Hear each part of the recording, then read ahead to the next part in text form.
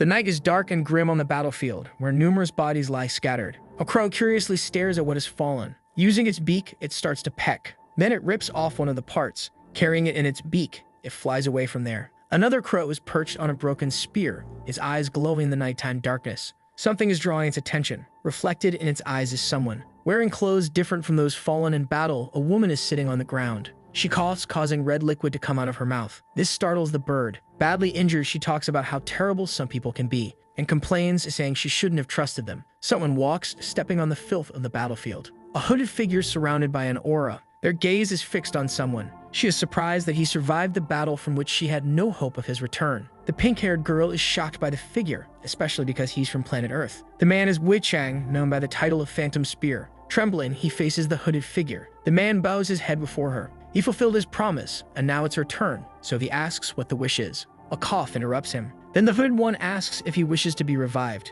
Badly wounded, he makes his request. Her face lights up. She wonders if he had done something even more absurd than what he did today. To send him back, only his soul can go, not a single fragment of his body. Even more so, given how injured he is. But he seems aware of what she's saying. She asks if he wants his emotions and memories of all that happened here to be sent. But even that is a complicated task, and he seems to understand that with a sorrowful gaze. Tears fall from the eye that isn't injured. A light descends and shines on him. Touching his head, she asks why he requested something like that instead of being revived. But she can understand him. Looking at the woman lying next to him, she knows she's a descendant of the royal family. Injured, the descendant says that the venerable Gluttony is right. The kingdom has fallen and the gates have been taken. Gluttony says that passing away is the best option. Forgetting these memories, the man will have a place to return to. But he didn't wish to return because he had no place to stay. The girl asks why she didn't grant his requests since she seems so regretful. And she says there's no way not to be since he was born with a destiny to lead others. This surprises the girl with the revelation. The Pundit One says he is a star that stood out and that he died because of his actions, lamenting that he only regretted them in the end. The woman with a sorrowful look doesn't know what to say. She even seems to mourn what happened. She tears off the stone she carries on her necklace. Even with the effort, her hand falls to the ground. Her hand opens, revealing the shining stone. The Hooded One understands what it is. The girl says she hopes she hasn't forgotten the royal oath, and Gluttony says that her request can be granted. But the girl wants to know what she can do for her. Her eyes notice something strange. The world has ended, and there's nothing else she wants, except to reward the Earthling for preserving honor to the very end. Gluttony says he cannot return to the past, only his memories as a dream, and asks if she doesn't mind that. But the girl says she's already received a gift from death and that, at the very least, she had an Earthling like him. The figure says both of them will perish and wants to be sure that she truly wishes to fulfill his request so badly. She gives a small smile, even in a moment of pain. Then, fully aware of everything, he confirms his wish. The enormous black wings of Gluttony spread wide, sweeping everything in their path. With a hand gesture, she signals for him to come closer. Raising her other hand, a sphere of energy floats in the air. The fallen girl is enveloped by this radiant energy. Her torn clothes are removed from her body.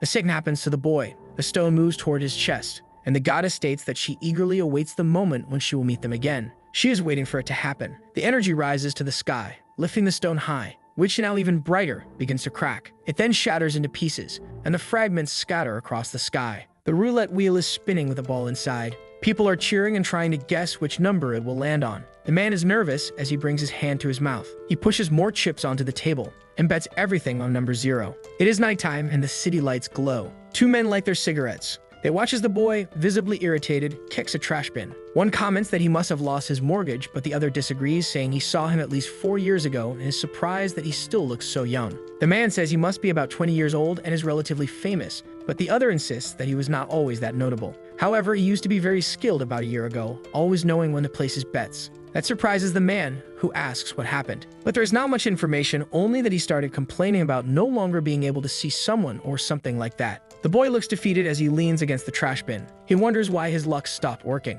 His wish is to have one more chance, and with a good game, he could start over. Then an idea crosses his mind, and he decides he needs money. In a downtown coffee shop, a tall man with white hair walks in and approaches the counter. He slides his phone across the surface. With a casual gesture, he asks for the barista's number, but the woman immediately refuses, leaving him frustrated. One person gives him 5 points for physical appearance, another gives 5 points for his face, and another gives 5 points just for his clothes. so he totals 15 points, which, while surprising to them, is still not enough, and the barista asks to speak herself. The door opens once again, and the barista turns to greet the customer, but she finds the person who just walked in strange. It is the boy again with a stern expression on his face. He simply walks past her and orders an Americano. Then he sits down while the others watch with curiosity. The girl with glasses states that payment is up front, but another person decides to prepare the coffee anyway. The machine is on and ready. Meanwhile, she grinds the beans. Drops fall into the cup, while the others return to their tasks. Once ready, the coffee is delivered. The girl with glasses looks somewhat disappointed that he does not seem to care much.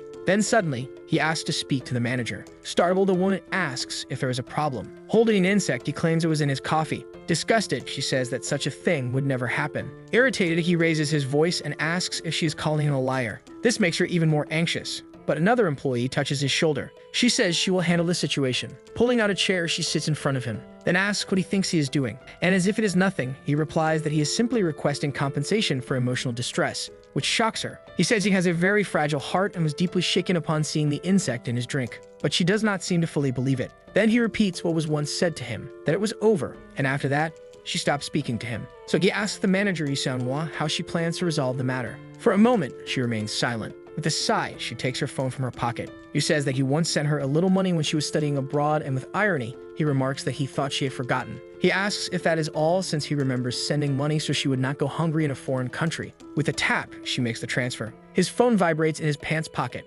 Grabbing it and seeing the notification, his eyes widen. But he is not satisfied with it being only 2001. That she says that is all, and there are no further ties between them. That seems to have left him disappointed. And Yahello notices something different. But slamming his fist on the table, he asks if she's also mocking him, leaving her stunned. He says he was holding himself together and asks if she thinks he's some kind of beggar. But Yahello seems a bit more confused. Irritated, he says he can't be treated like that since she clung to him when she was in trouble, and with a bit of money, she changed. Hearing all of that makes her entire body tremble. Tears fall, wetting her apron, and she asks what happened to him. He seems surprised and at the same time confused by the question. Crying, Yahello says that he was the one who helped her the most, and that everything was because of him. Even when she wanted to give up, he was the only reason she kept going. A memory of when they were together comes to her. Then she asks how he managed to destroy himself so much, making him tense. He looks worn down by her words, but angrily he says it's all because of that. If he hadn't lost, since he was very young, he had an ability. Being special from a young age, all it took was to focus his attention on his eyes.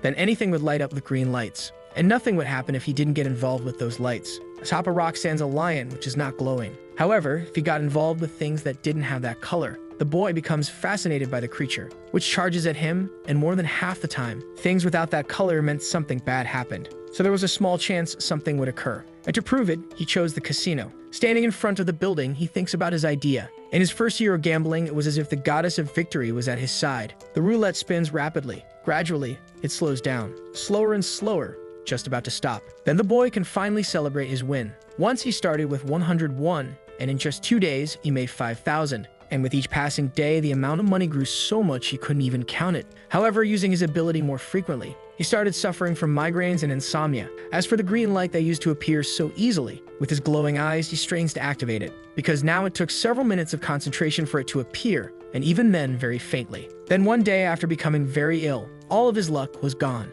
However, he had already become a gambling addict, and so he started losing everything he had. On a beautiful night, while some enjoy themselves, others like him are alone. He drinks the whole bottle, then wipes his mouth with his jacket. With the little money he had left, he just wants to make a great bet to get things back on track. Falling to the ground at the thought, he has no idea how to make it happen. While lying there, time passes and he falls asleep. Suddenly, a light appears near him. It grows stronger and greener, and forms into the shape of a prism. The shape is complete, glowing with a blue light, and it moves toward his forehead. Still asleep, unaware of anything, the prism enters his mind. Now in his dream, it's like watching a movie inside his own head, where various monsters are the enemies. A powerful knight fights against them. Even though he fights briefly, the knight is defeated, and at the moment of his fall, a hooded figure appears. He stands with his head down, looking regretful. His own tears soak his wounded, stained face. He no longer has strength, just the will to start over. Then Seal wakes up with his eyes wide open. He quickly sits up, feeling as if he really just came out of a deadly battle. Sweat runs down his terrified face,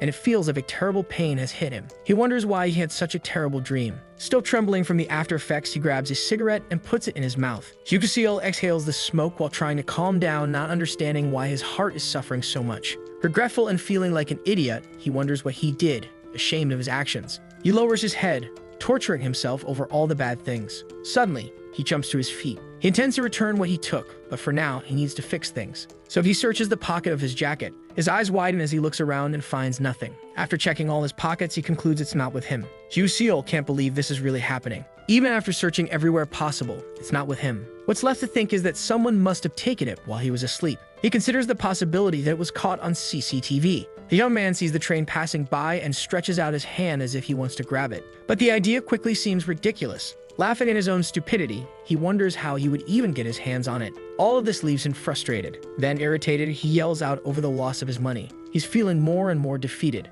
and starts going down the stairs with no energy left. Stepping into the water, his thought is that the only thing left is to die. To him, that decision is better than living like this, and he's deeply sorry to Sunhwa for making it. He also apologizes to his parents while crying, his reflection shimmering in the water. Finally, a tear falls from his eye, and as it touches the water, it glows green. The light grows larger as the tear mixes in. This startles Ju-seol a little. He's also confused, not understanding what's happening. The light grows even stronger, and everything around him begins to shine with green light, leaving him impressed and wondering if the light has returned. This time, the tears seem to be from emotion as he wonders how this is possible. Someone is coming toward him. The woman says the water's pretty cold these days. She seems quite calm on this night, then says she came to talk with him. Ju-seol is very surprised by the woman in front of him. Once again, she explains why she's there, and it seems to make his head ache. To him, it feels like deja vu, though he's more certain he saw something like this in his dream. She then asks him to come up, saying that even though the view is nice from up here, for her, it's a somewhat special day. Showing her card, she introduces herself as Hannah Kim, director at Shinyang.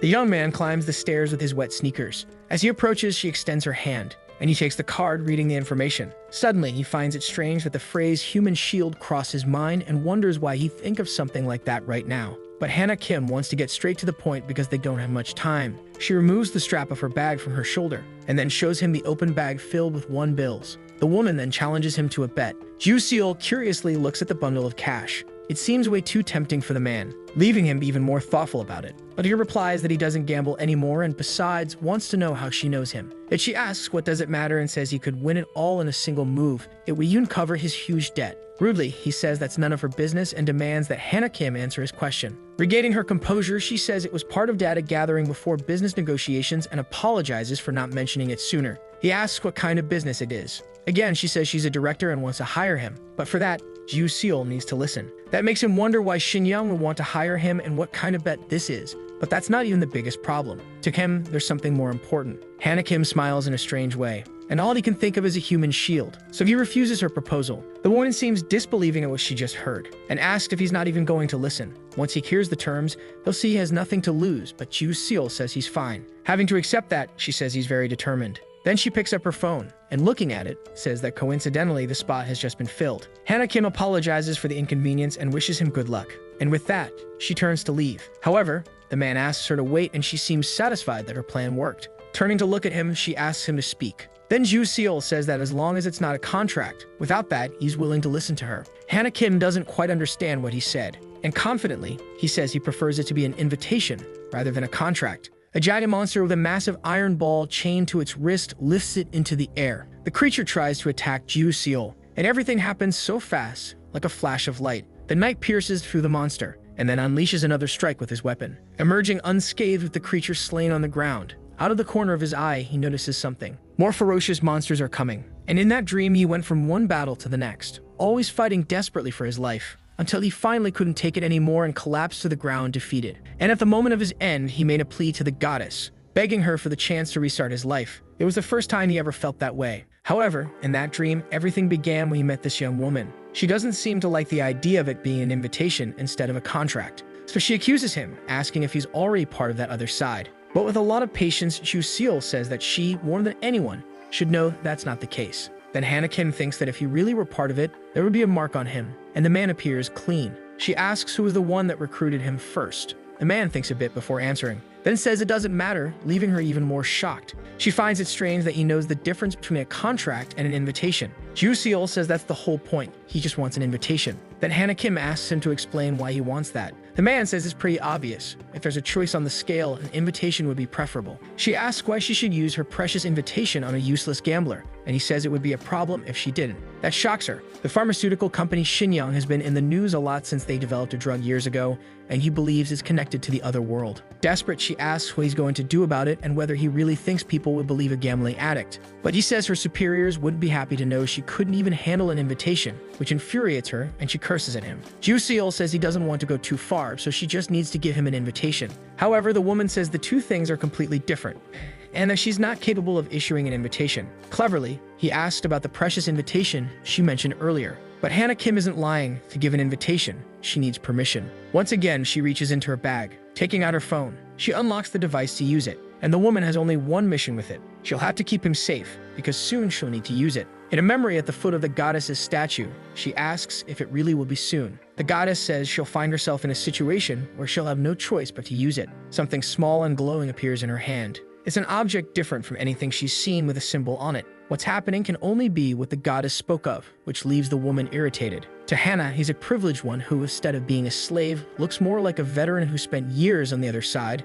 and on top of that, there's a prophecy about him. With little choice, she considers accepting, but there are conditions. So Ju-seol tells her to just say it. The first is that he must promise right now that he's never been to the other world before, and of course he promises. The second is that he must tell her his secrets, who he met and what he knows about those people, but that the man can't do. So she asks if he wouldn't even do that for a special invitation. That sparks his curiosity and interest. Ju-seol thinks about it for a moment, leaving the woman expectant. However, he refuses, saying that maybe he'll tell her someday if he learns to trust her. To him, keeping his dreams secret is necessary, and it's his only advantage. Hannah Kim seems a bit tired for an argument, so she agrees. Her final condition is that if he manages to enter, he must do business with them before anyone else. Ju-seol thinks that if she used those words, she probably gave up on the slave contract. She says that if he's not an idiot, he won't have trouble getting in, and she doesn't care what method is used to make it happen. So he accepts the terms, which is great for her.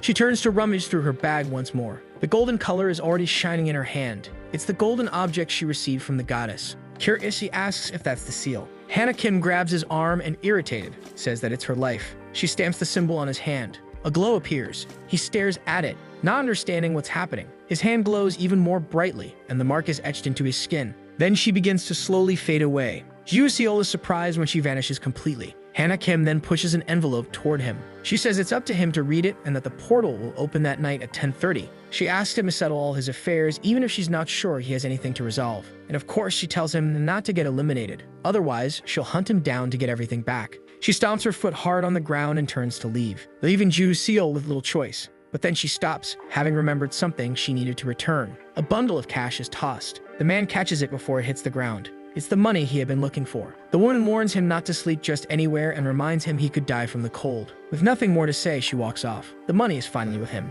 Ju-seol checks the time on his phone, remembering he needs to take care of things before the portal opens. Looking at the money, he thinks of Sanhwa. At the cafe, the staff asks the manager to rest while they clean up the store. Looking tired, Sanhwa is sitting down. Suddenly, someone walks in, startling her a bit. It's Ju-seol again. That annoys her, and she yells that it hasn't even been a full day since he got the money. Though she says that's not the reason, she demands that he leave. She tells him to go before she calls the police for disturbing work, which he finds outrageous. Grabbing her arm, Ju-seol asks her to calm down and listen to what he has to say. The girl pulls her arm away, saying there's nothing left to talk about. She says he better be gone by the time she gets back. Desperate, he begs her to wait. But Sanhwa has shut the door, and only authorized people can enter. The girls talk among themselves. Then the three of them guard the door so he can't come in. Regretful, Ju-seol understands that all of this was inevitable. He looks at the clock on the wall, then asks the girls to deliver something when Sanhwa returns. After lighting a cigarette, he walks down the street. Then he runs so as not to waste any more time. Meanwhile, Sanhwa slightly opens the door and asks the girls if he's already gone. One of them confirms and hands over the money he left behind. Ju-seol is in an alley behind the cafe. Checking the time on his phone, he wonders if he should send a message. Back inside, Sanhwa rushes out through the cafe's door in a panic. She looks around searching for something. The woman notices smoke coming from the back of the store. It's him, standing there using his phone. Suddenly, a vortex of light appears above his head. The light is a magical portal. Then he vanishes along with it. On the ground, only his phone and the still-lit cigarette are left behind. By the time the young woman gets there, it's already too late. She walks into the alley. Sanhwa picks the phone up from the ground, and the last thing the man was doing was sending a message. The girl looks out beyond the horizon, not knowing what happened to him. The ceiling light is on. It seems to hurt his eyes, making him close them. But slowly, he begins to adjust. Ju-seol is lying in bed, trembling. The place is very dirty, with food wrappers scattered everywhere. He's surprised to find himself in his own room. Then, after getting up, he opens the window. However, he notices that there's no one outside. His phone rings from a notification. On the screen, there's a message asking him to read it. The young man picks up the phone looking impressed. The problem is, this isn't his phone. But even so, he picks it up, and suddenly, a warning appears saying the user registration is complete. There's a notification for a message. Curious, he taps it to see what it's about. It's a directive asking him to go to the Paradise School auditorium within the displayed time. He has 9:45 minutes to get there. The name Paradise School catches his attention. The place is quite large with a spacious sports field. Ju-seol walks across the big campus. To find his way, he reads the signs. He realizes Paradise refers to the school, unlike in his dream where it seemed more like a fantasy. The young man still finds it strange that there's no one else on the streets, as if he were the only person in the world. He continues walking through the area. Then, based on the directions, he finally finds the Paradise School auditorium. As he's still climbing the steps, someone's already waiting for him. Soon he comes face to face with her. The girl greets him kindly. To Ju-seol, she seems to be a foreigner. Without saying anything to her, he tries to walk through the door, but the blonde girl extends her hand. Then she extends the other, and he doesn't understand. With both hands outstretched, the girl seems to be expecting him to hand something over. The only thing he can think of is that she's waiting to check his invitation. In a crowded room, a woman says they just want him to show the contract. There are some guys sitting in chairs looking uninterested and only wanting to mess around. One of them says something about ending up there because they're useless. Ju-seol grows a little curious about them, but he hands over the letter given to him by Hannah Kim. She opens it and immediately notices the paper is crumpled. As soon as she starts reading, the girl is visibly impressed. So much so that she even starts to tremble. Though he doesn't seem impressed, he just wants to understand her reaction. She bows to him as she would to someone very important. That surprises Ju-seol and grabs everyone's attention in the auditorium. Finally, she signals for him to enter. The situation makes him a bit nervous, but either way, he is guided by the woman. She kindly points to where he should sit. Even more nervous, he accepts his seat. Once again, the girl bows to him. And of course, people remain curious about that. One of the men asks why she did that, and the one with platinum hair recalls he didn't get the same treatment. Now that the woman is gone, everyone looks at Ju-seol. He, however, just wants to know who these people are. But everyone goes back to what they were doing before.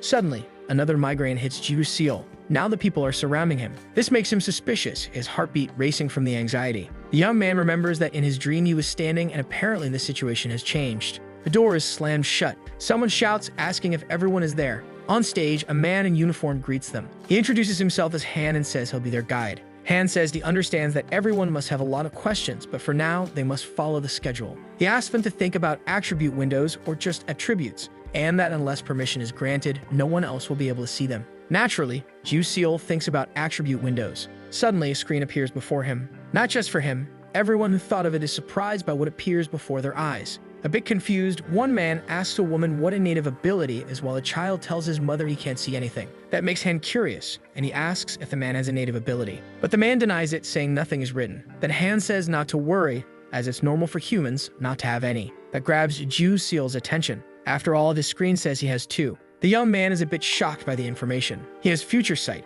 which he believes is tied to his dream, and wonders if the question mark is his second native ability. However, he prefers not to reveal anything to others while Han moves on to the next step. He asks them to activate the mark category either by thought or by speaking aloud. One person hesitates, unsure of what to say, but still not understanding much, they take the risk. A young girl activates the mark category. A symbol appears above her head, clearly visible, so much so that the man behind her is startled. Curious, he decides to take the same risk and says the same words. Then a similar mark appears above his head. More people follow, activating the bronze mark. Han arranges the papers in his hands. Then he tosses them into the air. Each paper hovers, organizing itself into a circle. Then they simply transform into bags. Han explains that a random box will be given to those with the bronze mark as a benefit, though no invitation bonus will be granted. As the girl begins to distribute them, he says it's wise to use the benefits as soon as they're received. After all, it would be a shame to die without using them since the tutorial begins soon. Then he notices there are two people with a silver mark. That excites him to be the guide this time. The two people are Mr. Kang-suk and Miss Usura. Two more papers are tossed into the air, then transform into the same boxes, this time in silver. Unlike the bronze marks, they will receive benefits through the invitation. For him, it's a relief that the girl received it. Then Han finally notices Ju-seol sitting there, and he demands that the young man activate his mark category. The man explains once again how it should be done. His eyes seem heavy with fatigue, until suddenly they open wide as if they were about to pop out. To his surprise, Ju-seol possesses the golden mark. Han is extremely surprised as it's the first time he's seen one and says that in all history there's only ever been one person with it. He notices a strange reaction from the young lady beside him, but the girl is just laughing at his reaction. Holding Ju-seol's invitation in hand, he announces that they are in the presence of someone important. This makes everyone else fixate on him, even burning with envy. Just like the others, he receives a box.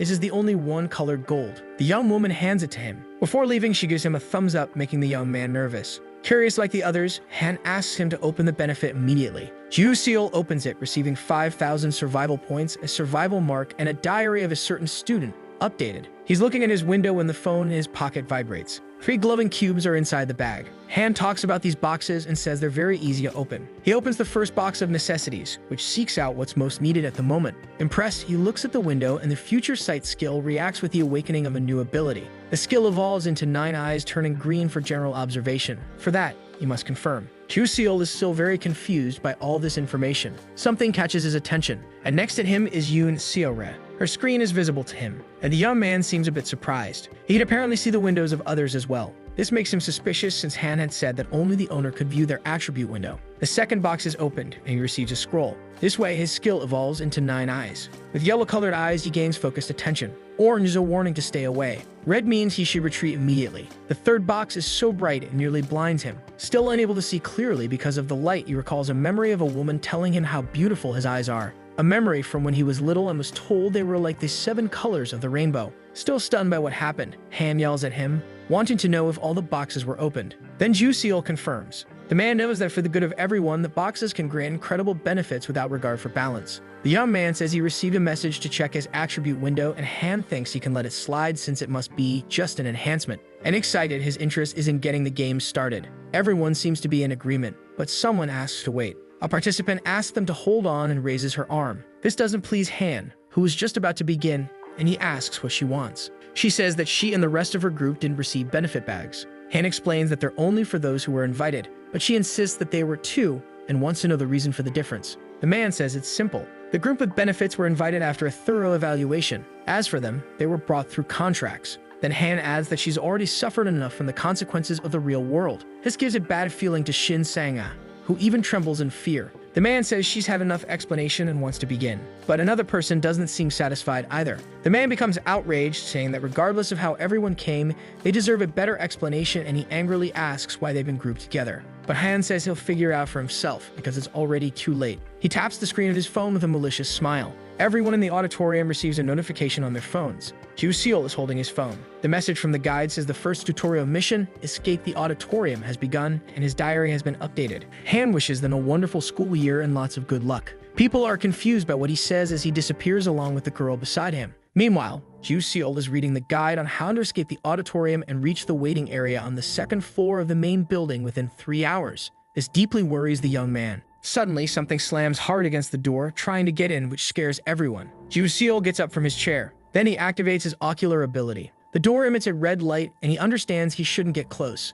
They keep pounding on the strong metal door, and part of the structure collapses to the floor. This makes the people even more frightened, but the banging on the door continues, until someone takes initiative and tells them to block it to prevent it from being opened. The girl grabs one of the chairs and runs to help. She uses the object to block the door, but whatever it is keeps pushing, and more people run over to help her. The group is holding the door. One of the boys yells for help. The force hitting the door is so strong that 3 people are pushed away. They fall to the ground, extremely exhausted. But even so, they get up again to help once more. It takes a lot of effort from the team. Meanwhile, Ju-seol looks for information on his phone. He's reading a journal that talks about blocking the auditorium door somehow. An interesting piece of information in the journal says that blocking it was useless, but that during the chaos, the person ended up discovering a hole. The pounding on the door stops. One of them asks if it's gone, and everyone believes so. The exhausted girl collapses to the floor. Kang-suk says it's been on fire since the beginning, and that it's made his body tingle. He tells his teammates that it's time to search the place. Then that man calls out to him. With a displeased look, Kang-suk turns to him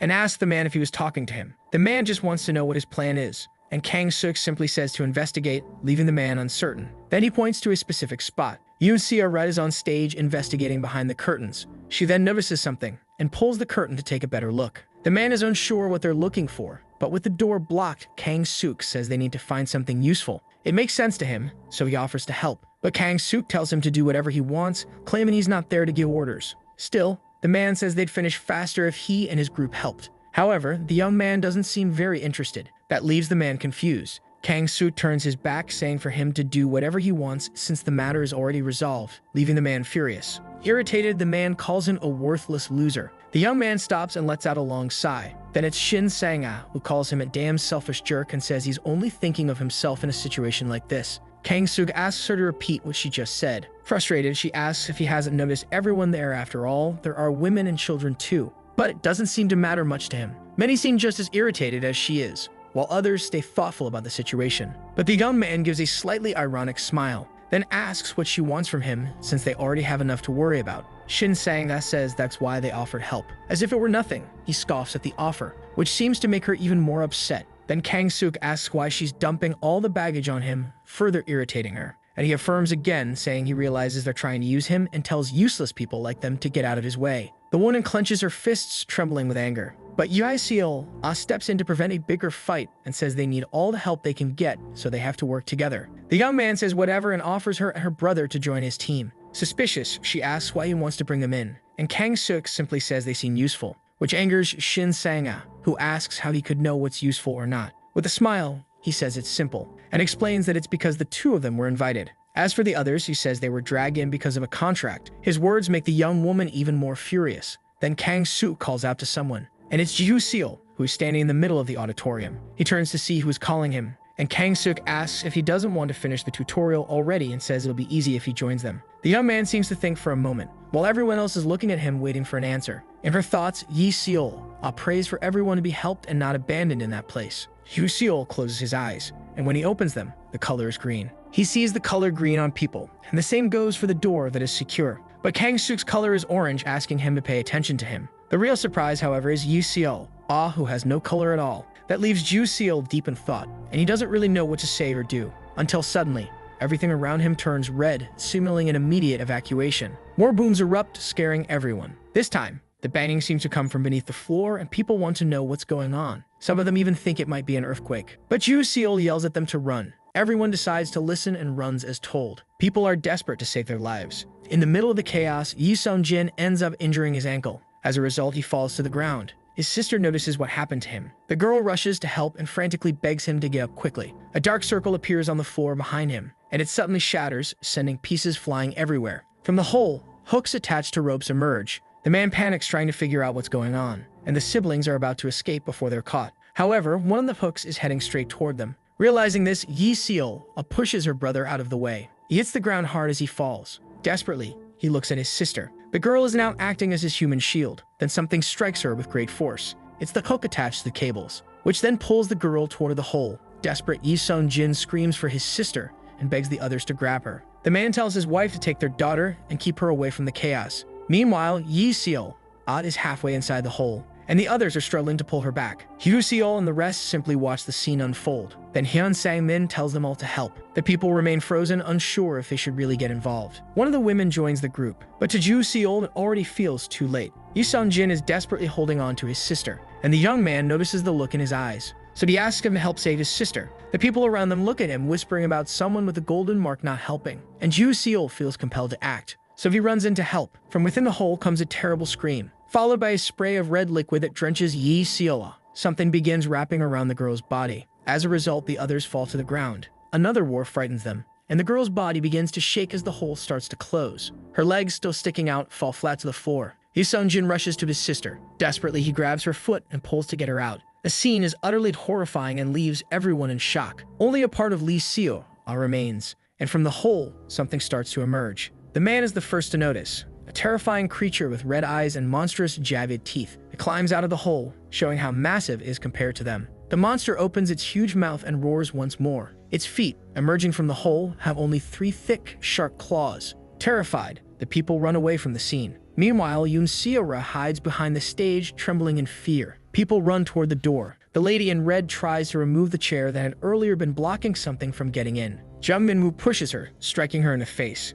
He easily removes the chair, and with it, he runs back toward the monster. With all of his brute strength, he throws the metal chair at the creature. The chair flies toward it, but is stopped by one of the hooks. Then it crashes to the floor without hitting the monster. People try to open the door, and a desperate Kang Suk begs them to hurry. But the monster leaps forward and lands on someone, crushing them beneath its weight. The creature roars again, and people run in panic, looking for help. With its hooks, it lashes out at everyone, slicing through flesh in its path. The eerie, terrifying creature reveals its enormous tongue. The door finally opens, and everyone runs for the exit. Ju Seol is among those fleeing. However, his concern is that he doesn't understand why he isn't even slightly nervous. He wonders if it's because it doesn't feel real at all. Then he stops beside a metal rod, and stares at the object. He kicks it, as if trying to remember something. The young man picks up the staff, and as he spins it effortlessly in his hand, he thinks the answer is obvious. Seal handles his new weapon. Then he recalls the fighter from his dream and mimics the same combat stance. To him, this is nothing. The others run to save themselves,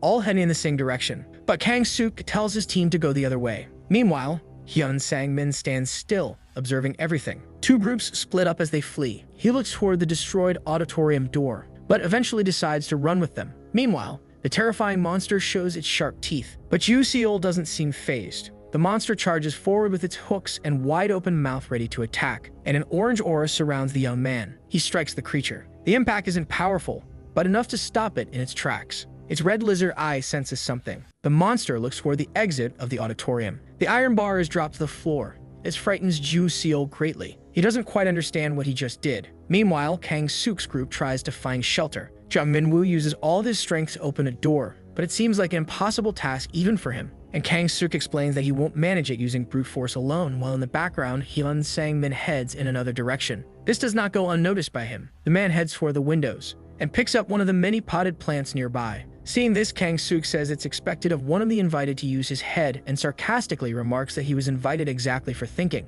The window glass is shattered, and Hyun Sang-min tries to reach the latch, until his eyes widen. From the piece of glass on the floor, the reflection of the monster is visible. Then he screams that the thing is out. This sends the whole team into a panic. Desperate, Kang Suk yells for the door to be opened immediately. Out of the corner of his eye, he notices something. It's Hyun Sang-min running away, and he calls him a cowardly piece of shit. The hole in the floor is stained with the girl's fluid, and Seol remembers that this was mentioned in the journal. Then he recalls what was left of her in his mind. To him, maybe Seol could have survived if she hadn't hesitated so much. He looks toward the stage. Seol remains hidden there, trembling with fear. She tries to convince herself to open her eyes, telling herself she came knowing what could happen. But it all just frightens her. Very carefully, she tries to take a look, and sees that everyone is gone, including the monster. Meanwhile, Seol conducts his own investigation. Using his phone's flashlight, he examines everything around him carefully. He keeps moving cautiously, and following his phone's instructions, it seems he's reached the right place. There's a message. Kang Suk, Yi Hyung-sik, and Min-woo have reached the waiting area on the second floor, which surprises him. He has the map of the main area on the second floor. One area is marked in red, and he wants to understand what it means. Something approaches from behind him, and he quickly notices turning around. From the hallway, he can only see a flashlight. All he does is turn off his phone's light. Seol is afraid of being discovered. Someone is coming from the darkness, guided by the flashlight. However, luckily for Seol, the person finds nothing. The person continues to get closer while searching the area, and Seol is worried about being spotted. To be sure, he uses his ocular ability. That a green light illuminates the person, and he notices there's no color change. Even so, he doesn't know what to do, until he remembers the attribute window. With just a thought, he manages to activate it. That's how he discovers the person is Hyun Sang-min. The man keeps walking, unconcerned. Then it's Seol who turns on his flashlight and shines it on him, prompting the man to ask who he is. Even blinded by the light, he recognizes him and asks if he's the guy with the gold mark. Seol remains where he is still, and Hyun Sang-min approaches even more.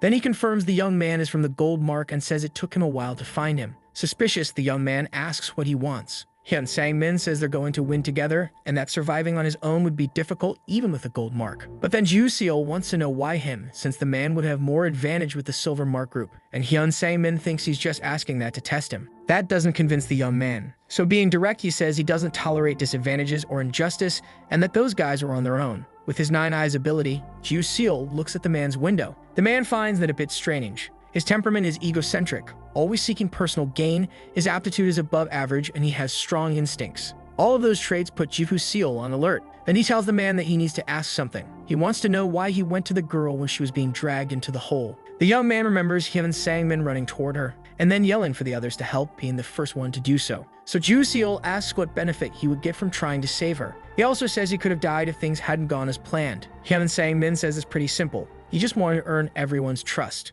The young man doesn't quite understand what he means by that. Then he explains that if it had worked, he would be seen as a savior and people would feel they owed him, doing whatever they could for him. But he regrets having failed completely. Seol thinks everything is coldly calculated and that the sincerity is just a tactic to earn his trust. Hyun Sang-min says he'll follow his orders and that he's also willing to risk himself for him. The young man realizes it's like a hierarchy and asks what the man gets out of something like that. He says it gives him a better chance of making it to the end alive, because from his point of view, the odds are better this way. Seal understands that he's laying his cards on the table and doesn't seem very concerned about it. At the very least, he thinks the man is easier to deal with than Kang-suk. All that's left is to introduce himself, saying his name is Seal. Hyun Sang-min says the name sounds like a girl's and that he'll do his best to repay him. But the young man asks for what, since they haven't done anything yet. Hyun Sang-min asks what he plans to do and says he'd like to hear the plan, and Seal simply says he has to find it, leaving him confused. Then he explains that this is why they were given 4 hours. Elsewhere, things don't seem to be going well. Outside, everything is empty and silent.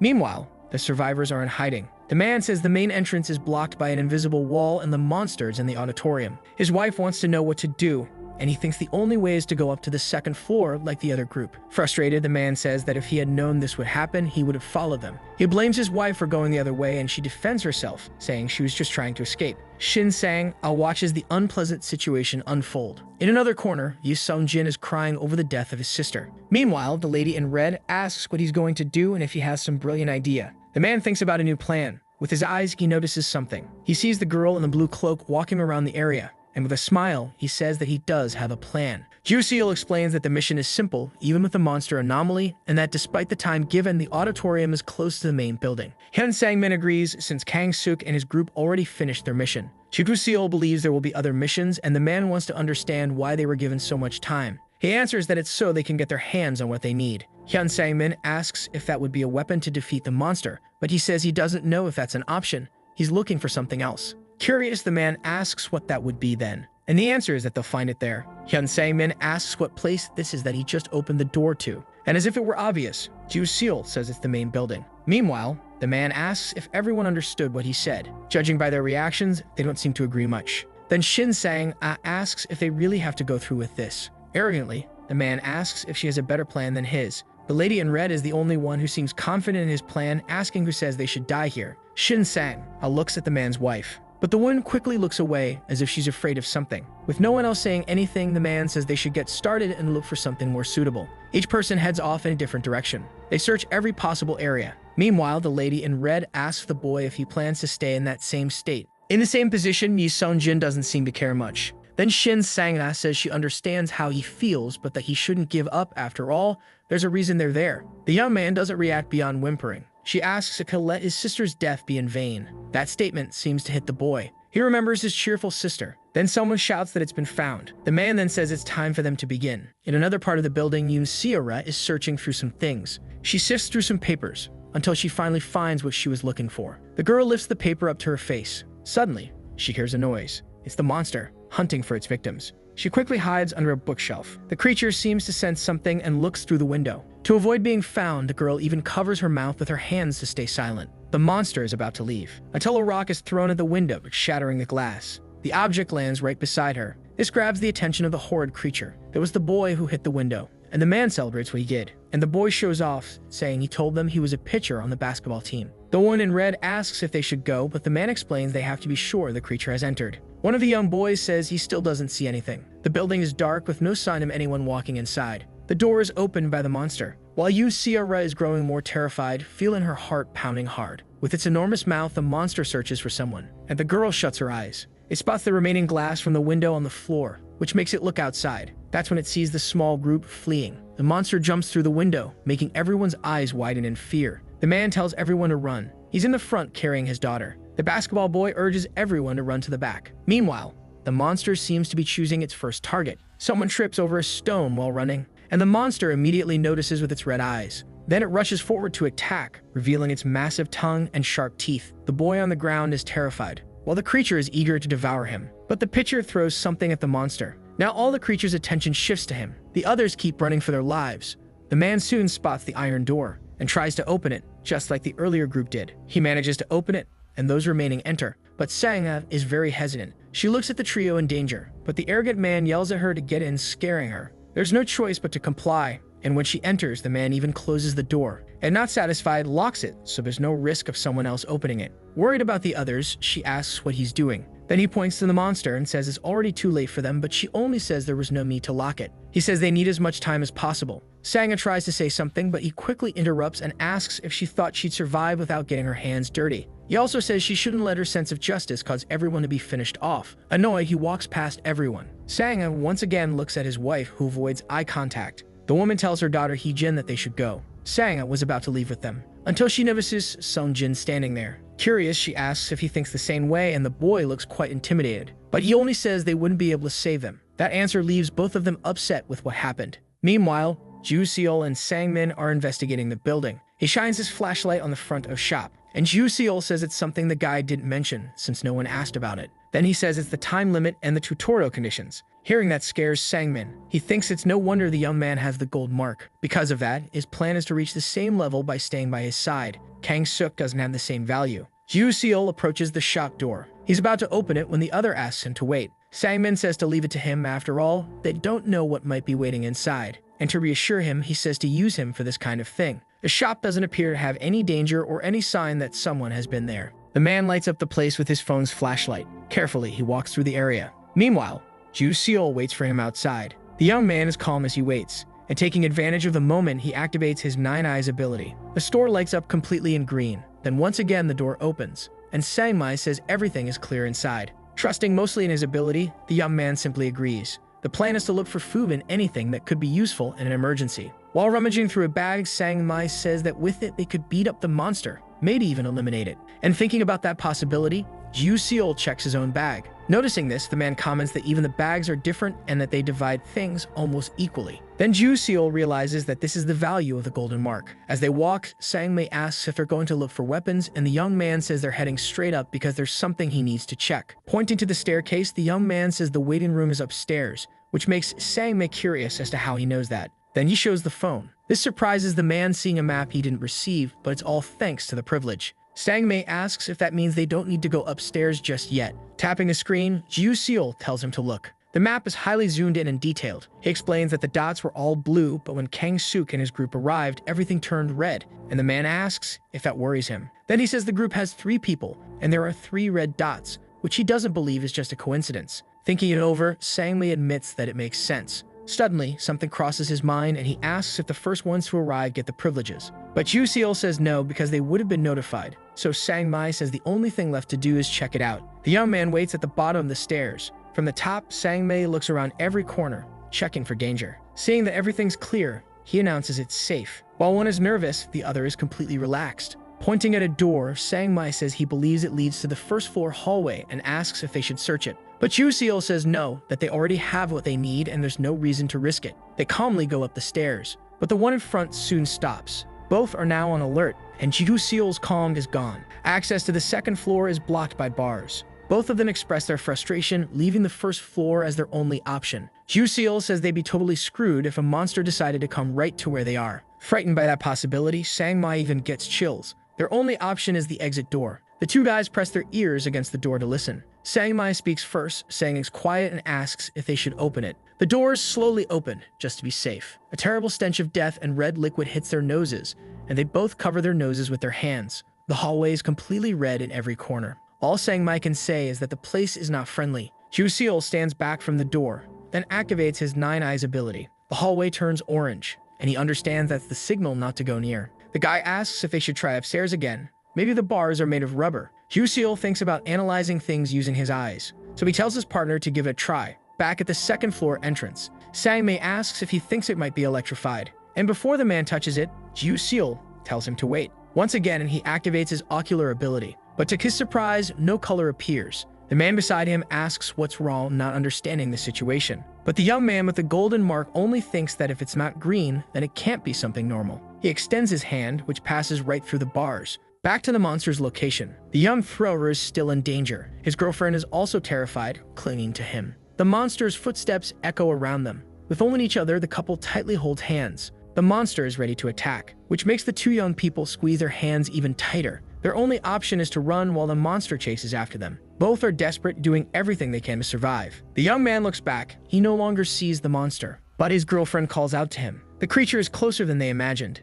The monster prepares to strike them. Then comes the blow, with no mercy at all, while everyone watches it happen. The girlfriend calls his name, but the young man no longer reacts. Being even more cruel, the creature splits his body. Its macabre smile grows wider as the young man's vital fluids splatter everywhere. A sinister scream echoes through the night, and the other group hears it from inside the building. This leaves the man leading them with a mix of fear and concern. Being in front, he runs toward the stairs. On one of the steps, he steps on the red liquid from another possible victim. This activates the monster's sensors. The creature looks inside the building, and it has the ability to see through everything. That's how it locates the group. Then it lets out an even more terrifying scream. The two hear the scream and are frightened. Sanga tells the boy they need to run. First, she counts so he can prepare. And when she reaches 3, the two of them run. But the monster jumps through the window and quickly lands on the ground. The two are trapped with this creature. The monster roars again to terrify them. Scared by what's happening, Sanga calls out to Sungjai. This time, the boy seems determined to do something. From his bronze bag, a glow appears. He pulls out a kind of orb. Sungjai twists the object, activating the timer, and then draws the monster's attention. As soon as the creature looks, he throws the object. The 2 points are about to meet. It all happens very quickly. The object is already close to the monster when the 2 points collide. Then it explodes, lighting up everything and giving the two time to escape. The light is so strong it can be seen from outside. Thus, those left behind can see it. But the light doesn't last forever. One of the monster's eyes becomes sensitive due to the flash explosion. Searching for its victims, it no longer finds them. However, it has the trail that leads to the upper floor. The man places his hands on the bars. He tries to use force to push them apart. Then, in desperation, he screams for help. Suddenly, a window appears registering a new user. As a result, the bars begin to move. One by one, the bars retract. The man is happy about this, and his first thought is to get to the other side. Confidently, he tells his family there should be no problem. But as he crosses the threshold, the bars return. His wife approaches the bars, but it's too late. He doesn't understand why that happened. In despair, he tries to open them again. His wife and daughter call out to him. With little else to do, he tells them not to leave. The man looks around searching for help. Then he has no choice but to explore the long corridor. He notices people there. It's Kang Suk and his group. Desperate, he pleads for help for his wife and daughter. Mockingly, the silver-marked leader simply asks why he's making so much noise. The man explains that the bars won't move, and the young man only says he should handle things properly at his age. Then Kang Suk's focus changes. The man is on his knees begging for help, saying he doesn't know when the monster will appear again. This annoys the young man, who says the man is putting him in a tough spot and that if he doesn't help, he'll get a bad reputation. The man keeps begging for help. Kang Suk stands up and brushes the dust off his clothes. He says he's not usually like this, but if it's just this once. Then a terrifying sound is heard. This terrifies the man, imagining what it could be. In a rush, he stands and runs back to his family, stopping as soon as he arrives. His wife and daughter are upside down. The monster is holding both as they cry out to him. Kang Suk, arriving right behind, says what a shame. Without remorse, he says it looks like they arrived too late, but the man turns to him and once again begs for help as his final act of desperation. The young man looks seriously at him, then frees the arm the man is holding, only to point at the button on the wall. The man then looks at the object, wondering what to do. Kang Suk says it will open when he presses the button, however, that they arrived too late. But the man says it's not too late. He's about to press it when the young man asks if he can eliminate the monster. Kang Suk says that instead of asking for help, he should have been more careful while searching around. His wife calls out to him once again. Even with his hand near the button, the man hesitates, wondering whether he should do it or not. The young man says the only certain thing is that if he opens the iron bars, everyone will be wiped out. And with that, he tells him the choice is his, making it clear they'll hold no grudge. The screams of his family echo in his mind as he fears making a decision. Meanwhile, Ju Seal is touching the bar. A window appears for him, registering a new user. That makes him highly suspicious. Impressed, Sangmei asks how he did that, but not even the boy knows. Once again, he stops Ju Seal from going up casually, claiming there could be traps. But as soon as he moves closer, the bars return. Soon the entire path is closed off again. With that, Ju Seal believes is programmed to accept only one person. The young man looks at him, who's now in despair, but he simply turns his back and begins climbing the stairs. In desperation, Sangmei asks if he's really going to leave him behind. The young man stops halfway. He looks for something he knows should be there. Finding the red button, he presses it. The iron bars rise again. Without waiting a second, Sangmei walks through the path, which once more closes behind him. Almost out of breath, he says it was terrifying thinking he'd actually be abandoned. To his surprise, Ju Seal replies that the thought did cross his mind. As they go up the stairs, Sangmei asks if that was some kind of joke. Far ahead, the young man notices something. It's Kang Suk's two partners, who also notice them. But before anything can happen, the monster scream startles them. The cries of the mother and daughter continue, begging for help. As provocation, the monster uses them as bait. Kang Suk seems to feel no remorse and even enjoys watching the man in despair. His smile vanishes when he realizes people are approaching. Seeing the two, he asks if they decided to form a team. Ju Seal says nothing, just glances at the button from the corner of his eye. Kang Suk quickly states that only the man can press the button. Sangmei, observing everything, realizes that the authority goes to the first person who touches the bars. Ju Seal doesn't like his attitude, and Kang Suk seems to enjoy others' suffering. Everyone looks outside. The monster is slamming against the iron bars. Agitated, it tries to force its way through. Kang-suk says that one almost scared him, but assures them that as long as the bars are there, it can't get in. And to make things worse, he says the story changes completely if the bars disappear. The man still hasn't made a decision, and his family keeps screaming for him. That bothers Jiku-seol, who wants to know what he can do for them beyond just watching. His golden bag begins to glow. He reaches inside to see what it is, until Sangmai puts a hand on his shoulder. The man gestures as if to say there's not much they can do, and both of them look toward the only person who can actually do something. The man still hasn't made his choice. He only cries in despair, and Jiku-seol understands the decision isn't theirs to make. With his head down, the man apologizes to his wife and his beloved daughter, Hee-jin. Even as they desperately beg not to be abandoned, the monster seems to understand the decision has been made, and the only thing the man does is turn his face away, not wanting to see the scene. The creature brings its bait close to its mouth. Then it chews them, making their fluids splatter. Jiku-seol watches in horror while Sangmai tries not to see anything. The monster wipes its mouth after finishing its meal. Then it finally turns and walks away. Defeated, the man collapses to the ground. He begins sobbing uncontrollably, which amuses Kang-suk. The young man says it's a shame, but that he made the right decision, and concludes by saying they should rest in peace. There was nothing that could have been done to save them, and Kang-suk rejoins his group to leave. Otherwise, they all could have been killed in vain. That's just how things are. After all, this place is a world where only the most capable survive. But for Jiku-seol, the real world has always been that way, and he wonders if he could have done the same thing. If instead of them it had been Sinhwa who was captured, he wonders what he would have done. The man is alone in his suffering. Kang-suk and his friends talk as if nothing had happened. Meanwhile, Jiku-seol and Sangmai seem shaken by what occurred. The young man tells him not to lose focus and says that in paradise things are even crazier. This surprises the other, who asks if they aren't already in paradise, since that's the name of the school. This shocks Sangmai, as he truly didn't know despite being from the gold tier. But Jiku-seol, a bit intimidated, says he only became one by chance. Still, the other guy says everyone must have their reasons, and that's why he won't ask anything else about it. He explains they're not in paradise but in the portal,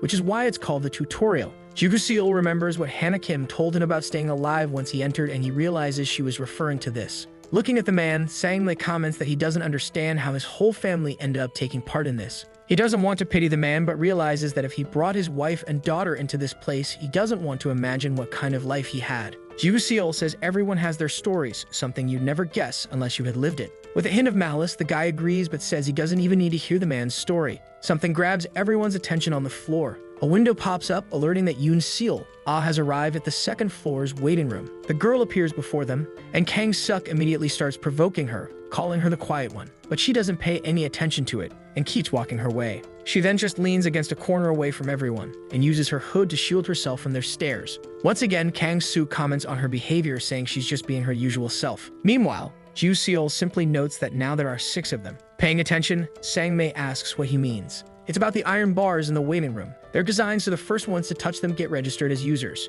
This gives them the right to open or close the entrance. There are a total of 6 entrances. Kang-suk's team, being the first to arrive, claimed 3 of them. Jiku-seol figures that of the 3 remaining, he claimed 1. One belongs to the man who lost his family. And with Yoon-seol, all the entrances are now registered, but the guy still doesn't get the point. Sangmai realizes it's 1 person per entrance, but nothing quite makes sense to him yet. Summing up, Jiku-seol explains there's a 50% chance that the leftover people will find one of their entrances. That part, the man understands. Jiku-seol continues and asks if he thinks they'll just let the others walk in easily. And finally, he gets the point of concern. Meanwhile, the remaining group keeps climbing the stairs. Sangha is the first to notice the issue. They'd finally run into the iron bars. Not knowing what it is, she simply asks why it's blocked. The lady in red, impatient, tells her to move out of the way. In desperation, she screams, hoping someone will hear her. The guy behind her is scared and begs her to stay quiet so the monster doesn't hear. Soon, the one who owns that entrance comes down the stairs to see who it is. The group is startled by who's approaching. Impressed, Kang-suk says she actually made it there somehow,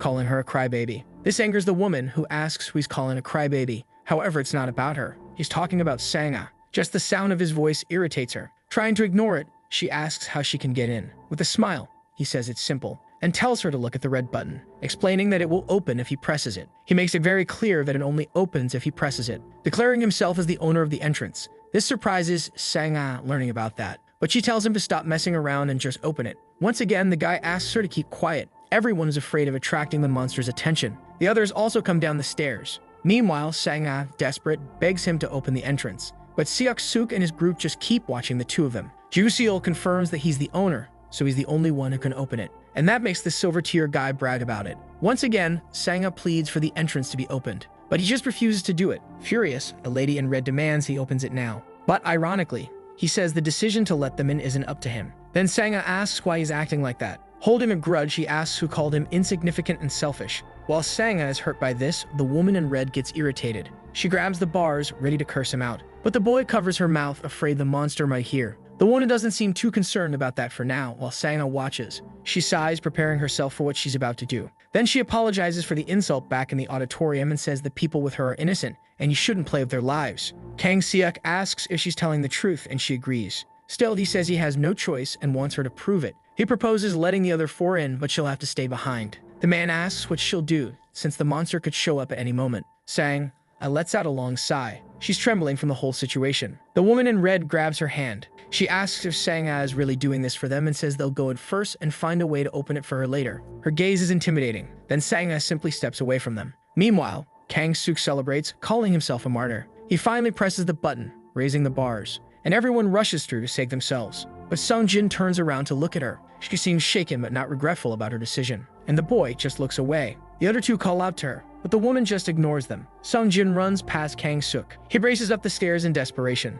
and as soon as he reaches the button, he presses it. But nothing happens and he's left confused. He tries multiple times frantically. Kang Suk tells him not to waste time, saying he already told him only he can open it. Sung Jin rushes at him in anger, but someone holds him back, stopping him from doing anything. Minwoo slams the boy to the ground with full force, while Sangha watches, calling out to him. Kang Suk mocks the boy, saying he's desperate to get eliminated, and even asks if she offered to be his new sister. But Sung Jin just begs him to open the gate. Kang Suk calls him all sorts of names and says he might not open it if the boy keeps annoying him. From the gate, Sangha asks if he's going to open it, and in response, he just says it depends on her. Hugh Seal silently watches the whole situation. The woman asks what he wants her to do. He says he doesn't believe in words and asks her to sincerely apologize, but Sangha asks if she needs to kneel. Kang Suk says to cut the act because it's leading nowhere, and the only thing he asks is for her to take everything off. Everyone not in his group is shocked by this demand, but Kang Suk says he'll feel better with a dance, and being a generous guy, he'll let her keep her underwear.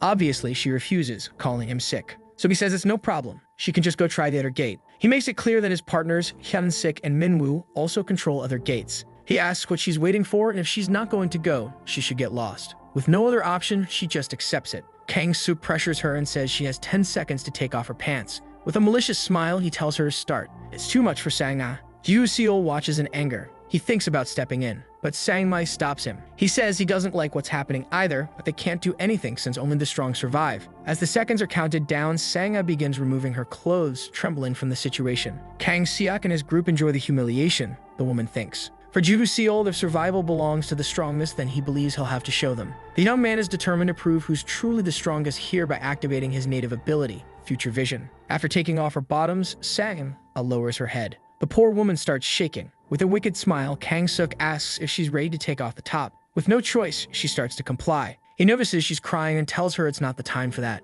reminding her she has to dance before the monster comes back. He's caught off guard by Joo Seol. The man asks if he came to join the party. The only thing Joo Seol says is for him to open it. That puts Kang Suk on alert. At first, he wasn't angry because he's not the kind of person to stand up for strangers. But upon hearing the request made for the woman, then seeing Sung Jin lying on the floor, a small plea for help made by him, Joo Seol took a moment to understand what the boy had said, and it was as if something inside him had been triggered. He can only think that if he had taken the initiative with Seola, maybe things would have gone differently. However, he won't hesitate anymore. As for Kang Suk, he doesn't get it. To him, the situation feels weird, like he's afraid. His own reaction worries him. He then stands up to face his possible opponent. Kang Suk asks why he should even listen to him, even if the reason is because he's gold tier. But Joo Seol just stares at him with disgust. That irritates him, and Kang Suk says he tried to be nice since he was also invited, and asks if he thinks he's some kind of saint among them. But Joo Seol continues without saying a single word. Behind him, Kang's group declares they're going to take him down. Two of them come down the stairs to surround him. Sangmai also descends, even though he doesn't like the way things are going. But Joo Seol just signals for him not to come. That shocks him. Seol simply drops his gold pouch on the ground. Meanwhile, Kang Suk mocking him by calling him homeless, says he's just acting tough because he's in front of a girl, and warns that the more he does this, the less he feels like opening the entrance. Suddenly, a punch is thrown at him. It was so fast that his friends didn't even react, but they weren't forgotten. Each of them also got punched. All three are on the ground while everyone watches stunned. Sangmai wonders how it happened since he didn't see any of them get hit. Kang Suk, holding his injured nose, curses him again. Joo Seol grabs him by the wrist and drags him upstairs. and forces him to press the button. The bars begin to rise, and he orders Sanga to enter. The woman is shocked by what just happened, but ends up stepping in, leaving some of her clothes behind. Kang-suk yells for him to let go, saying it's over. He calls for Minwoo, who's watching the scene with his nose also bruised. Then Ju-seol orders him to bring her pants. Remembering the missing items, Sanga says she'll get it, but that's not how he wants it. He tells her to stay while the other one should fetch it, and Minwoo asks why him. Ju-seol says it's what he deserves for hitting younger people and inflicting more pain on Kang-suk. He says that just like the man claimed, he really is a saint.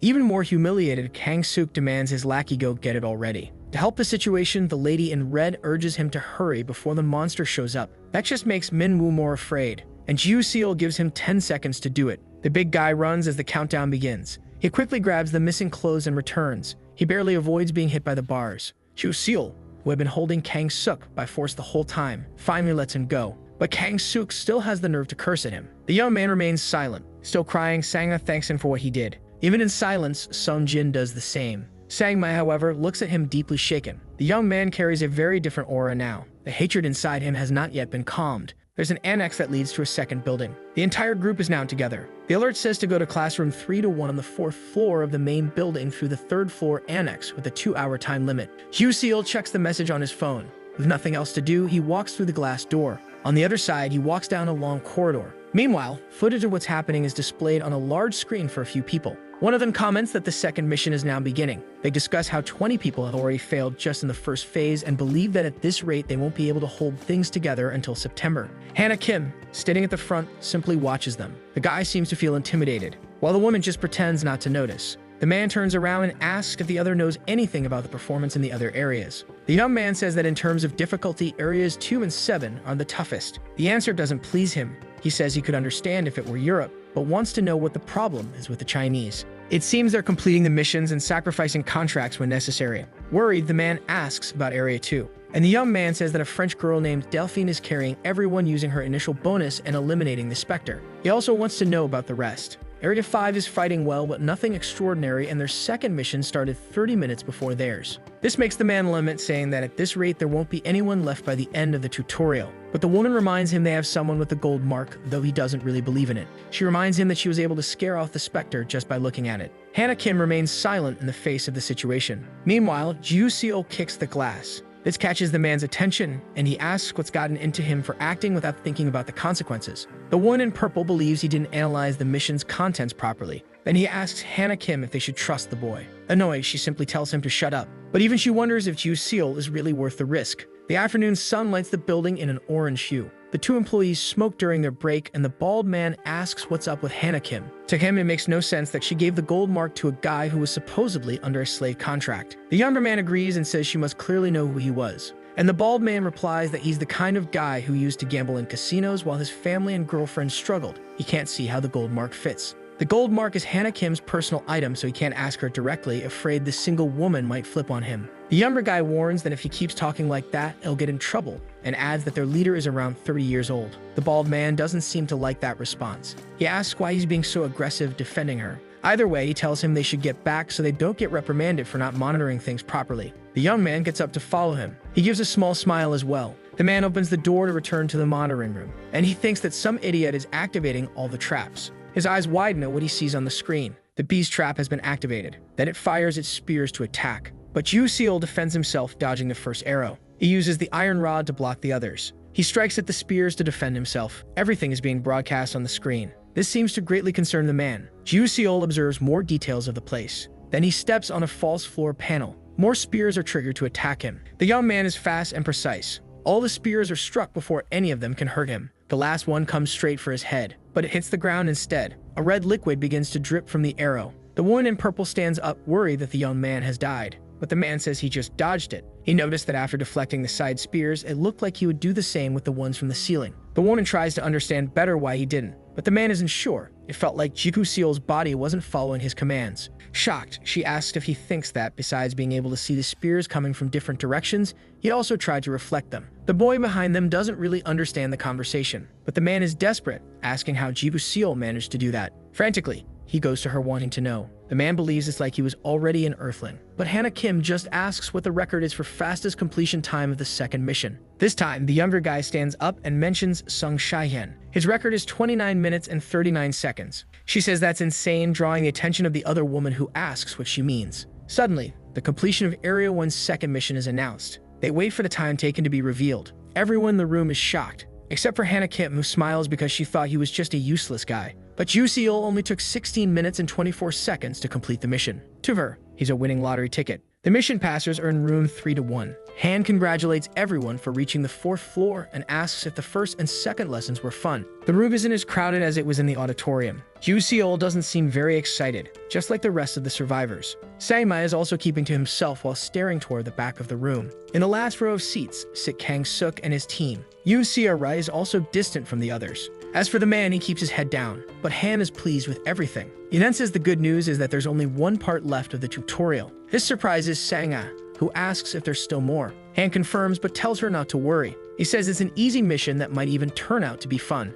That makes some of them suspicious, especially because of how easy it sounds. Han says it will be, as long as they follow the rules, and he specifies that each one must follow them. Sung Jin and Sang all look at each other a bit suspiciously. Han explains that all they have to do is go from the 4th floor to the 5th of the main building and reach the 6th floor. However, he says there will be a few rules. Using chalk, he draws a circle on the blackboard. He asks if they've ever heard of a treasure hunt competition, but no one answers anything, just waiting for an explanation. Letting out a sigh, Han says he'll just get this over with. The man begins by saying that coins are scattered all over the 4th and 5th floors. They'll have to collect as many coins as possible tonight, and those coins will be used for tolls and the roulette machine. The lady in red immediately asks about the roulette and the toll. Han says it's on the 6th floor. That's where the door to paradise opens. That grabs everyone's attention, especially Yoo Seol. However, the man says it's not a free snack, and the toll costs 100 coins. Even Kang-suk is worried about how he'll get that many coins. Han says there are 3,000 coins scattered around, and 100 of them are easy to get, especially for those who have a map. Meanwhile, Yoo Se-ra fiddles with the pocket of her hoodie.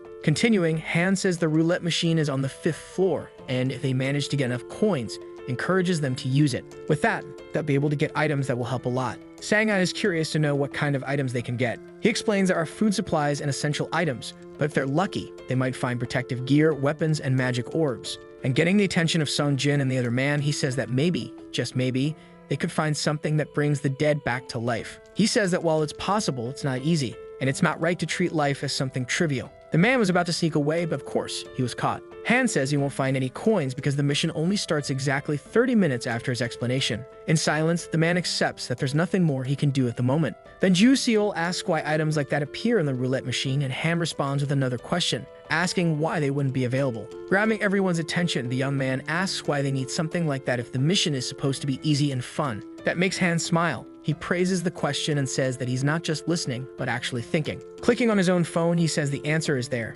Everyone receives the notification and immediately checks their phones. Han gives a warning and tells them to beware of the hour of the dead, as they despise anything living. That catches the attention of those who are grieving. He says that with everyone cooperating, the mission will be easy, making it clear that's only if they truly work together. Everyone gathers, and Sang-mai already says there's something off. He asks if opening the entrance to the 6th floor will also open the bars on the 2nd, and if so, the monster will come up. The girl suggests opening the entrance and waiting there for 30 minutes. Then Sang-mai asks what she would do if the thing was waiting there. Almost losing it, he says there's nothing easy or fun about this. Surprisingly, Yoo Seol says that maybe it is. He suggests gathering a bunch of coins until midnight and then waiting until noon to use the roulette and get weapons. After that, they open the entrance to the 6th floor. He stops talking, realizing something's wrong. The others don't understand. From Yoo Seol's expression, something is clearly off. Then the rules for the treasure hunt appear. Rule 1, use classroom 3-1 as your base. Rule 2, spirits of the dead and monsters will be active from midnight to noon.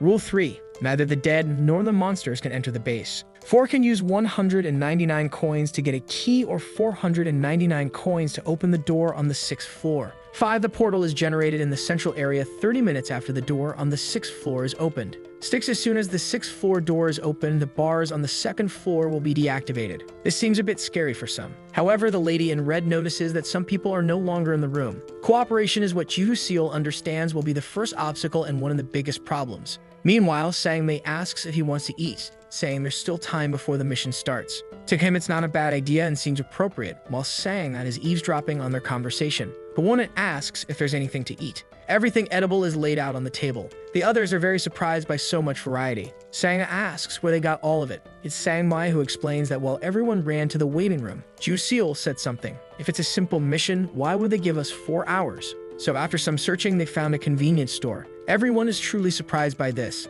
Delighted, the girl says he's not just good at fighting, but not everyone seems happy about it. All the food starts getting devoured. Juseal keeps swallowing everything he finds. He's not just eating, he's also hydrating. That leaves him quite satisfied. Sanga was watching him and says he eats a lot, so she offers her sandwich, surprising him. Although he feels a little shy, Juseal accepts and thanks her. The woman in red is clearly not pleased and can only think that the other one is melting for him. She gets between the two of them and signals to them. Then she whispers something only they can hear. Meanwhile, Juseal finishes eating and wonders if he's always been this much of a glutton. Either way, he opens a can of soda as the others watch. One of the boys comments about being able to revive the dead. That makes Sungjin a little sad. The boy talks about a friend who came with him, but something happened in the auditorium and the girl also lost someone. Then the two begin to cry. That leaves Juseal unsure of what to do in that situation. But it's Sangmai who speaks up. He tells them to cut it out. Frustrated, he says it was already enough that Seal fed and carried them. Does he also need to save their friends? The boy defends himself, saying that's not what he meant.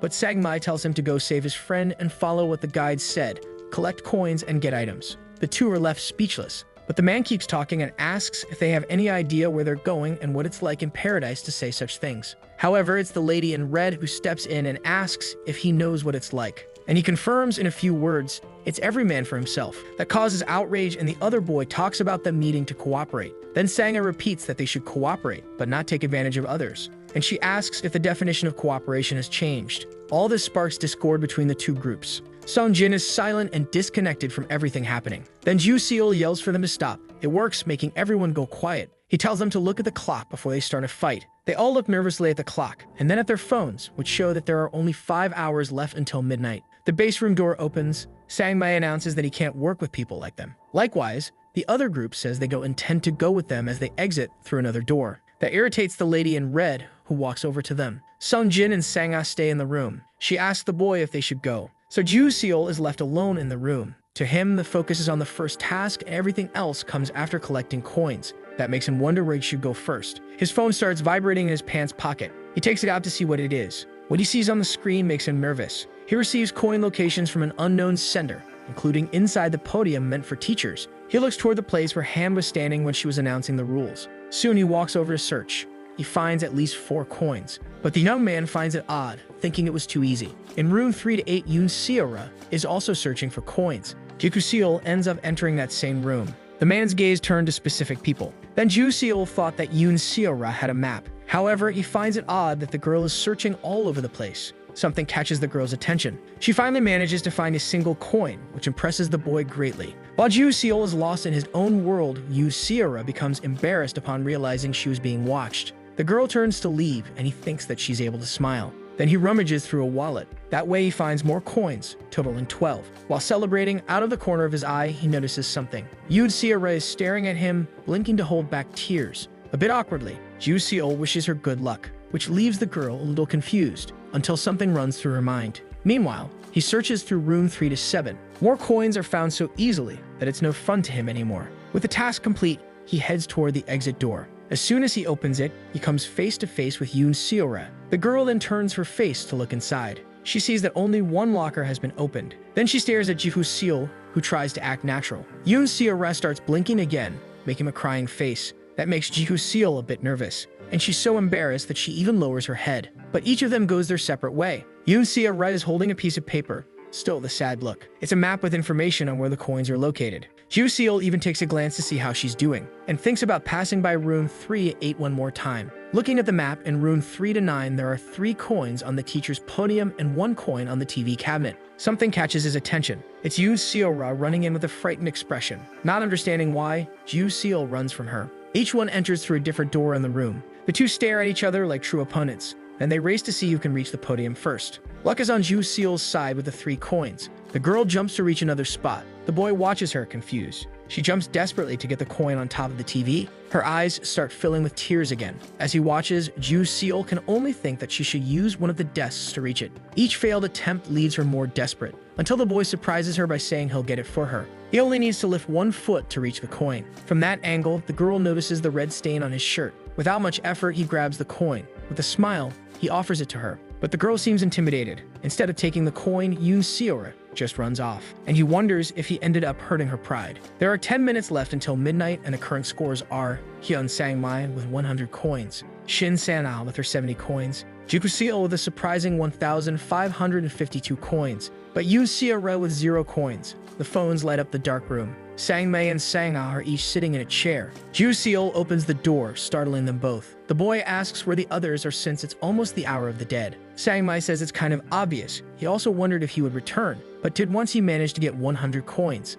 A little later, Sang-ah says he's lucky, since she only got 70. Then Ju Seol simply dumps out coins and declares that now she has 100. The woman is surprised by the 30 coins and asks if he's really giving them to her just like that. Sang-mai is impressed, and the boy asks if he wants some too. Surprised, he asks how many coins he got, and the boy just says enough to survive. Then Sang-mai realizes it wasn't Yoon Seora who was collecting them all like he thought. Mentioning her catches Ju Seol's attention, who asks what's the issue with her. The man asks if he hasn't noticed she has a map. Ju Seol thinks he wasn't the only one who noticed. Suddenly he stands up, startling Sang-mai, who asks what happened. And he just responds that Yoon Seora is in danger. That puts them on alert. And the man even suggests that the problem could be Kang-suk. Ju Seol just nods in agreement. Suddenly, the phone starts vibrating. Not just his, but everyone's. The alert says the hour of the dead has begun. The moon lights up the whole room. Some drawers are open and things are overturned. Meanwhile, Sung Jin is looking for coins. He struggles to move whatever's in his way. Carefully, he pushes aside the glass vases.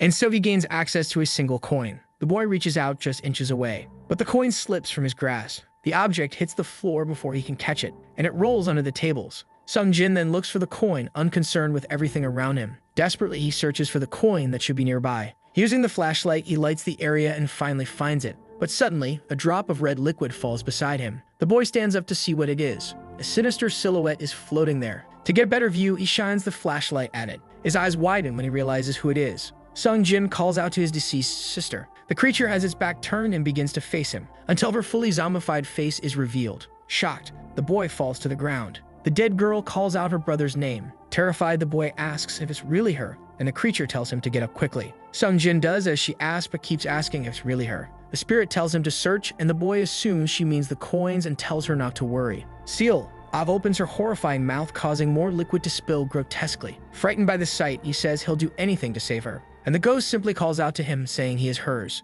With tears of blood, she says she'll always love him. Then the boy leaves the room. His expression is very serious, and he's determined to do whatever it takes to bring his sister back. Sung Jin is at the entrance of the girl's bathroom, a place he hasn't searched yet, and he thinks he probably won't find anything. The boy shines his light toward the end of the hallway. Then he starts walking away from the bathroom, but suddenly he stops. His mind is disturbed, thinking that he has to do whatever it takes to save his sister. Meanwhile, in room 3-1, Sang asks if Ju Seol is really going out to look for the girl. He says he'll return as soon as he finds Yoon Seora and Sung Jin. In a cool tone, Sang-mai says that if he's the leader, he'll follow. But a terrifying scream suddenly startles them. The three of them look out the window. Sung Jin sees something truly horrifying. It scares him so much he drops his phone. The trio runs to reach him, and Ju Seol asks what happened. Still scared, the boy can only stammer the word Numa. As the guys enter the bathroom, Sang asks the boy if he's talking about his sister. The voice of one of the guys scares Sang-a. In the bathroom, they find Yoon Seora lying on the floor and badly injured. Sang-a quickly removes her shirt and rips pieces off with her teeth. She says the girl will die if they don't do something. Desperate, Sang-mei asks what to do and where to find a medical room to treat her, and the woman says they need to find something. But he doesn't know what to look for since there's nothing around. Then Sung Jin says there should be alcohol in the science lab. However, the boy says there's a problem. Worried, Sung Jin immediately asks what it is. The boy brings up his sister, and Jivu Seol quickly understands that when they mentioned the dead, they meant those who died there. But Sang-mai reminds them that they were warned to be careful, but claims the boy is fine, and the other says it's because they're siblings. Sung Jin defends his sister, saying she doesn't hurt anyone and that he only found Nuna because she asked him to search. Seol still thinks it's dangerous. Sang-a says alcohol won't be enough and that they need to prepare in case she goes into shock. Desperate, Sang-mei asks how they would do that since there's no pharmacy nearby. Despite the situation, Ju Seol remains calm and says there's a way. Then he remembers the roulette. Sang-mei's phone vibrates, alerting a message. The locks on the 6th floor door have been deactivated, as well as the bars on the 2nd floor. The portal will be generated in 30 minutes. It's Sang-mai who takes action and says he has an idea. They go to the library, and the coins are used on the roulette. An object rolls out. This time it's a disinfectant. They keep the healing item for themselves. Sang-mai says he'll carry these for now, and Ju-seol asks him to go ahead while he grabs a few more. The man says he'll deliver the medicine and that if he doesn't return in 2 minutes, something must have happened to him. But Ju-seol doesn't seem to care much about that. So the guy leaves. Alone, the young man wonders what's wrong with him. But to him, they're strangers, and it doesn't matter whether they live or die. The image of his beloved appears in his mind, asking how he ended up this way. He sighs and puts the coins back into the roulette machine. The boy manages to collect a good amount of medicine, but his expression is quite sad. Worried, Ju-seol believes more than 2 minutes have passed. He then goes down the stairs and finds a group gathered. That makes him curious to know what's going on. At the entrance of room 3-1 are Kang-suk and his group. The man welcomes him. Noticing his approach, Sang-mai says it's an entry denial spell. But without saying a single word, Ju-seol steps forward. It throws a punch, hitting a magic shield. Holding an item, Kang-suk says it's useless. He says he activated it with a special scroll, so no one can enter without his permission. Ju-seol asks if he opened the 6th floor door, and he confirms. Then he asks why. Mocking him, Kang-suk asks what reason he thinks he had to do it. Ju-seol figures he must have struggled to pay for the ticket, since the two with maps collected most of the coins. That triggers a thought in the boy. He remembers Yoon-sia were injured.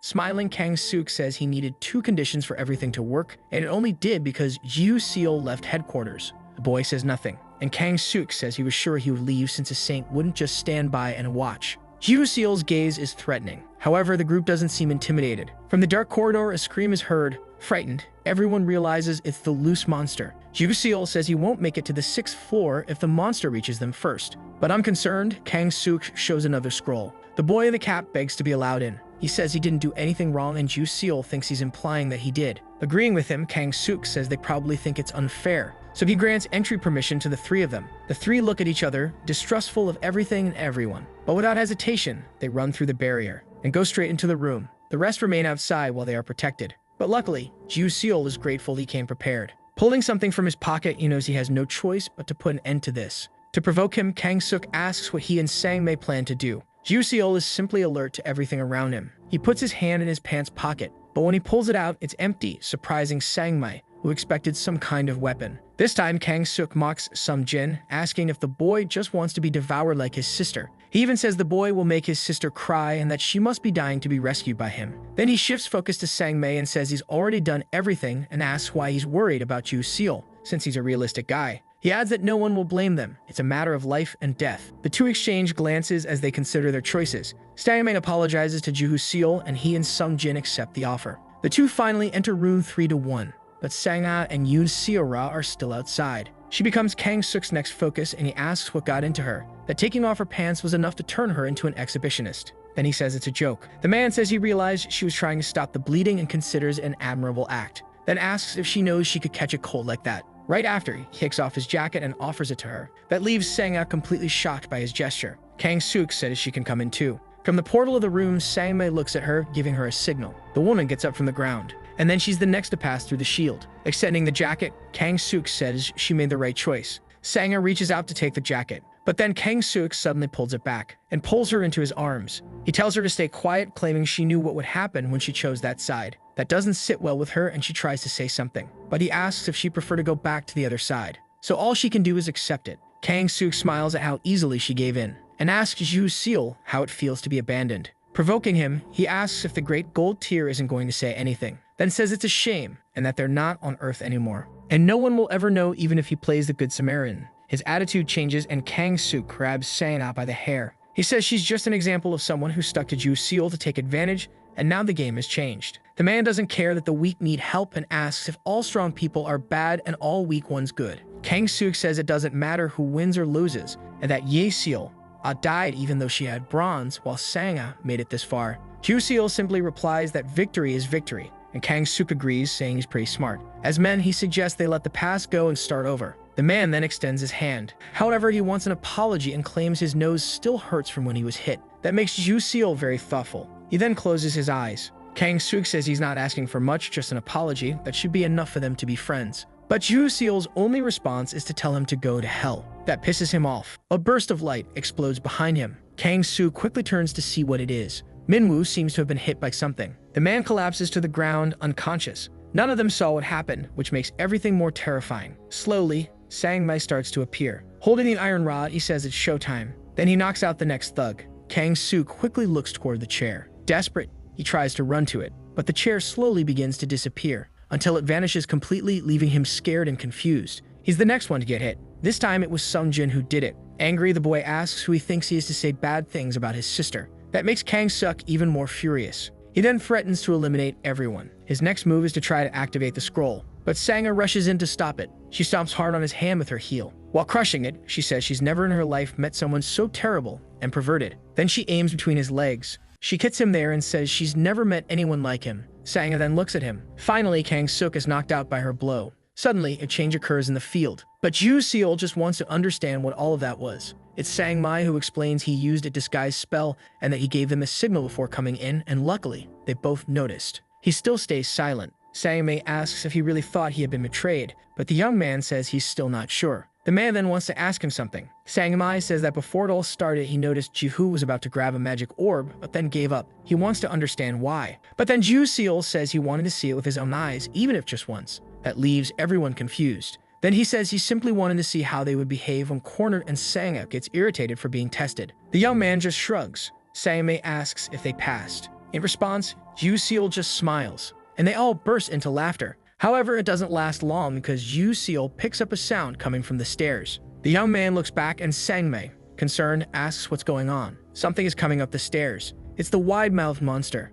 While carrying Ju-seol, Sang-mai tells everyone to hurry. Ju-seol looks annoyed at the prospect of another fight, but soon the base room doors close. They look through the window. The heavy footsteps are heard. The monster looks into each room, searching for its victims. It soon finds room 3-1. The lady in red asks if it really can't come in, and Sanga tells her to be quiet. The monster finds something very interesting. It sees Minwoo unconscious on the floor. Then the creature devours him right in front of everyone. The door to 3-1 is opened. Trembling with fear, Kang-suk begs for help. No one moves, wondering if they should do it or not. He's already almost hopeless on the ground, until someone approaches him. It's Sanga, still furious about everything she went through with him and with no desire to help. She kicks him, trying to push him out. However, Kang-suk grabs her foot. His attitude makes him angry even with the danger outside. Sanga doesn't understand what he's trying to do, until she's pulled to the ground. The two of them are dragged by the monster, and everyone else just keeps watching it happen. Sanga struggles to make Kang-suk let her go. He's satisfied to have her trapped there, until this smile fades.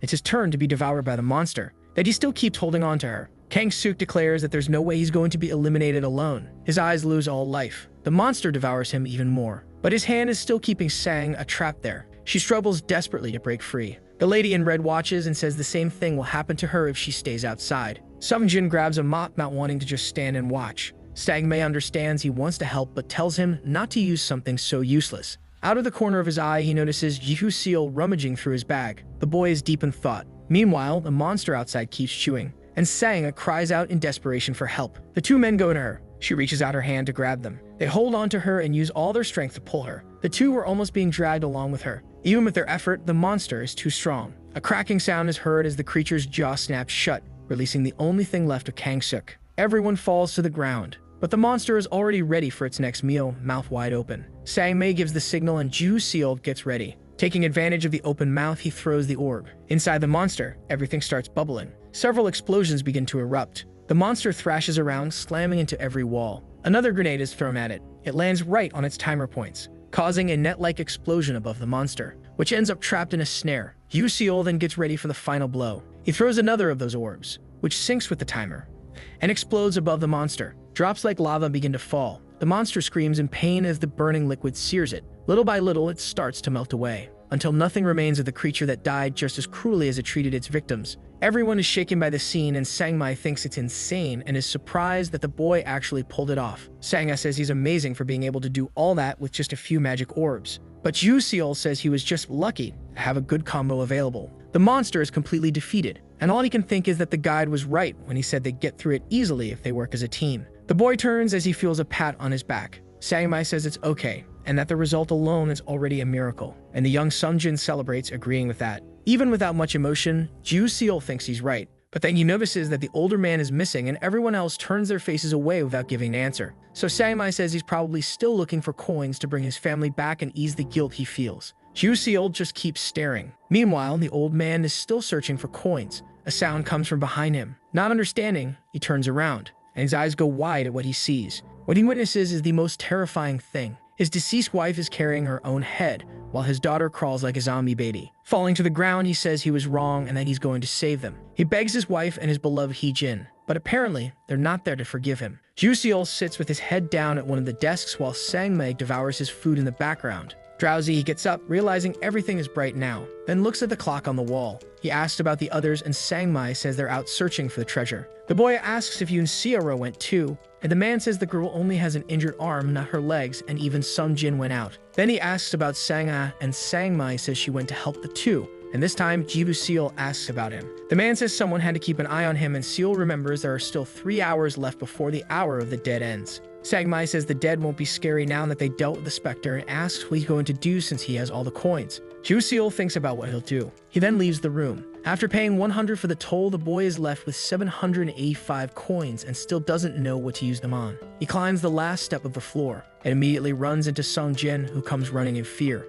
The two nearly bump into each other. The boy apologizes and Joo-seol says it's fine and asks if he had any luck searching for coins. Half embarrassed, he replies that he only got enough for his own passage, and Seol sadly says he has to go. Joo-seol then mutters to himself that the more desperate a person is, the more impulsive they become. And the more impulsive, the less aware they are of their surroundings. He then grabs the 2 coins that were there, surprising the boy. Throwing them to Sung-jin, he tells him to go, leaving the boy confused. Then he says they should go look for that treasure. The two are back in the library. Joo-seol says he'll do what he can but makes no promises. With his 800 coins, he says that resurrection should be listed as a special item, so he should be able to spin the machine twice. Sung-jin can only think about his sister, but as soon as they open the door, they realize someone is already using the machine. It's Yoon Seora, who is using her coins. Worried, Joo-seol asks if she's feeling okay, but the girl just looks at them with tearful eyes. Then Sung-jin offers his coins. The young man observes and realizes she can't even move her body properly. Yoon Seora trembles a lot, barely able to carry the coins.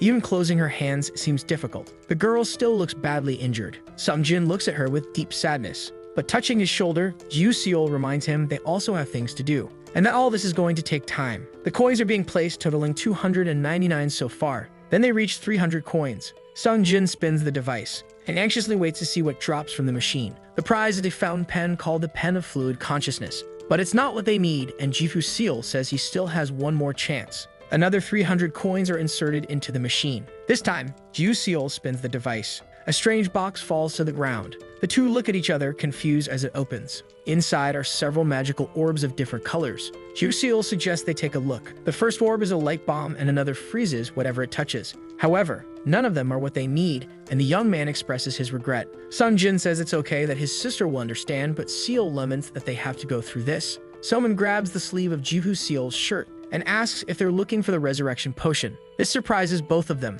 Yoon Seora says to Sung-jin that she heard he saved her life the night before. He mentions her injured arm, but she says it's a useless item for someone who's still alive. Joo-seol just watches, not wanting to take part in the conversation, and poor Sung-jin doesn't know what to do. She just hands him the potion and wishes him luck, walking away while the boy thanks her. Joo-seol also thanks her, and Yoon Seora stops halfway down the hall. The girl says they're even now, and with that, the young man thinks that deep down she's a good person. Meanwhile, Sung-jin stares intently at the potion. The conditions to use it are only on the dead, 1 body part, and the canceling of death by Spectre. They have obtained 2, but they're still missing 1 body part. Then Sung-jin remembers how he can solve that problem. He runs to the science lab, and Joo-seol can't believe they stood around in just one place. As soon as they arrive, they're shocked by what they see. Sung-jin can't believe his sister did that, and Seol says he knows her better than anyone. Joo-seol remembers that they mentioned the dead being hostile and that Seol must have been a special case. The boy seems to understand that. And in that case, Seol asks if it could have been the man's family who did that.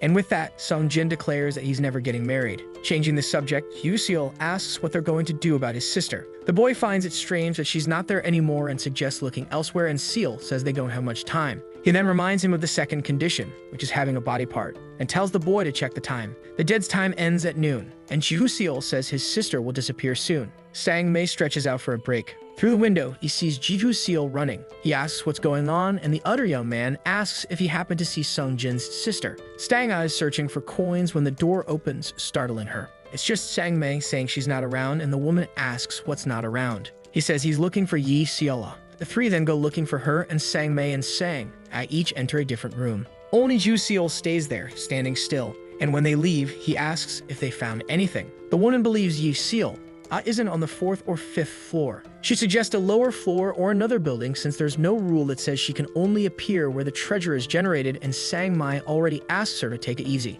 Meanwhile, Ju-seol thinks about using his ability, but the problem is that the girl has no malice, so there's a high chance she'll turn green. Desperate, Sang-a asks what to do since only 17 minutes remain. Sang-mai suggests that Seol go to the auditorium since it's the fastest, and the other reminds them that it was the place where she lost her life. He tells Seol to return to the underground parking lot if she's not there, and that he'll start searching in the teacher's room of the main building. Sang-a asks what she should do, and he tells her to go to the 5th floor, talk to Sung-jin, and wait for them on the bridge. Confidently, she says she'll do that. Meanwhile, the young Sung-jin is searching for his sister. Sang-a finally finds him, just as she said she would. Then she asks him if he found her, and he sadly says no, feeling he failed. The lady in red asks how he still hasn't found her even with so much help. The boy turns his face and she asks him to look at her, questioning if he's ignoring her. Sang-a asks her to leave him alone and says they're not even looking for coins, and the lady asks what they're doing then. Sung-jin explains the reason, and rudely, she asks why they're looking for a girl who died in the auditorium. The two then look at each other,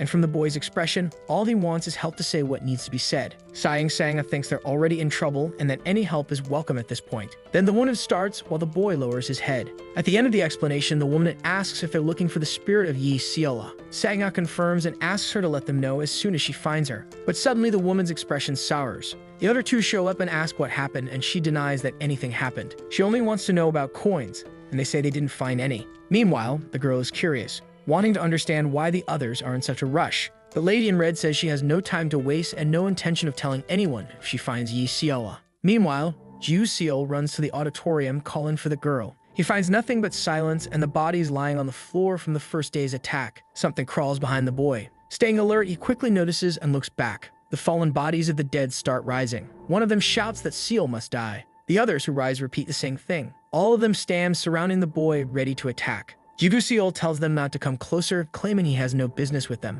But even so, they ignore his warning. Cursing, the boy grips the iron rod tightly. Without pain or a hint of mercy, he knocks out the first one, then charges at the others. Even while defending himself, there are too many, and they just keep coming, so he looks toward the hole made by the monster. He immediately starts running in that direction. Meanwhile, on the bridge that connects the two buildings, Sang-a is waiting, visibly worried. At the same time, Sung-jin also runs outside the building. Unfortunately, he has no success in his search. In the distance, Sang-mai is also running over. He asks about Seol, and the woman says she hasn't seen him. He reminds her there are less than 5 minutes left, while the young Sung-jin cries for his sister, wondering where she went. From above, Sang-a looks at the boy in disappointment. Then she remembers the person who went to the 6th floor. The boy cries even more, and Sang-mai remembers the 6th floor. Without waiting another second, Sung-jin runs, ignoring the other calling for him. He runs in search of his sister, opening the large door. The boy is greeted by a bright light that nearly blinds him. Yahello is next to the brightly glowing blue portal. Without hesitation, the boy runs to hug her,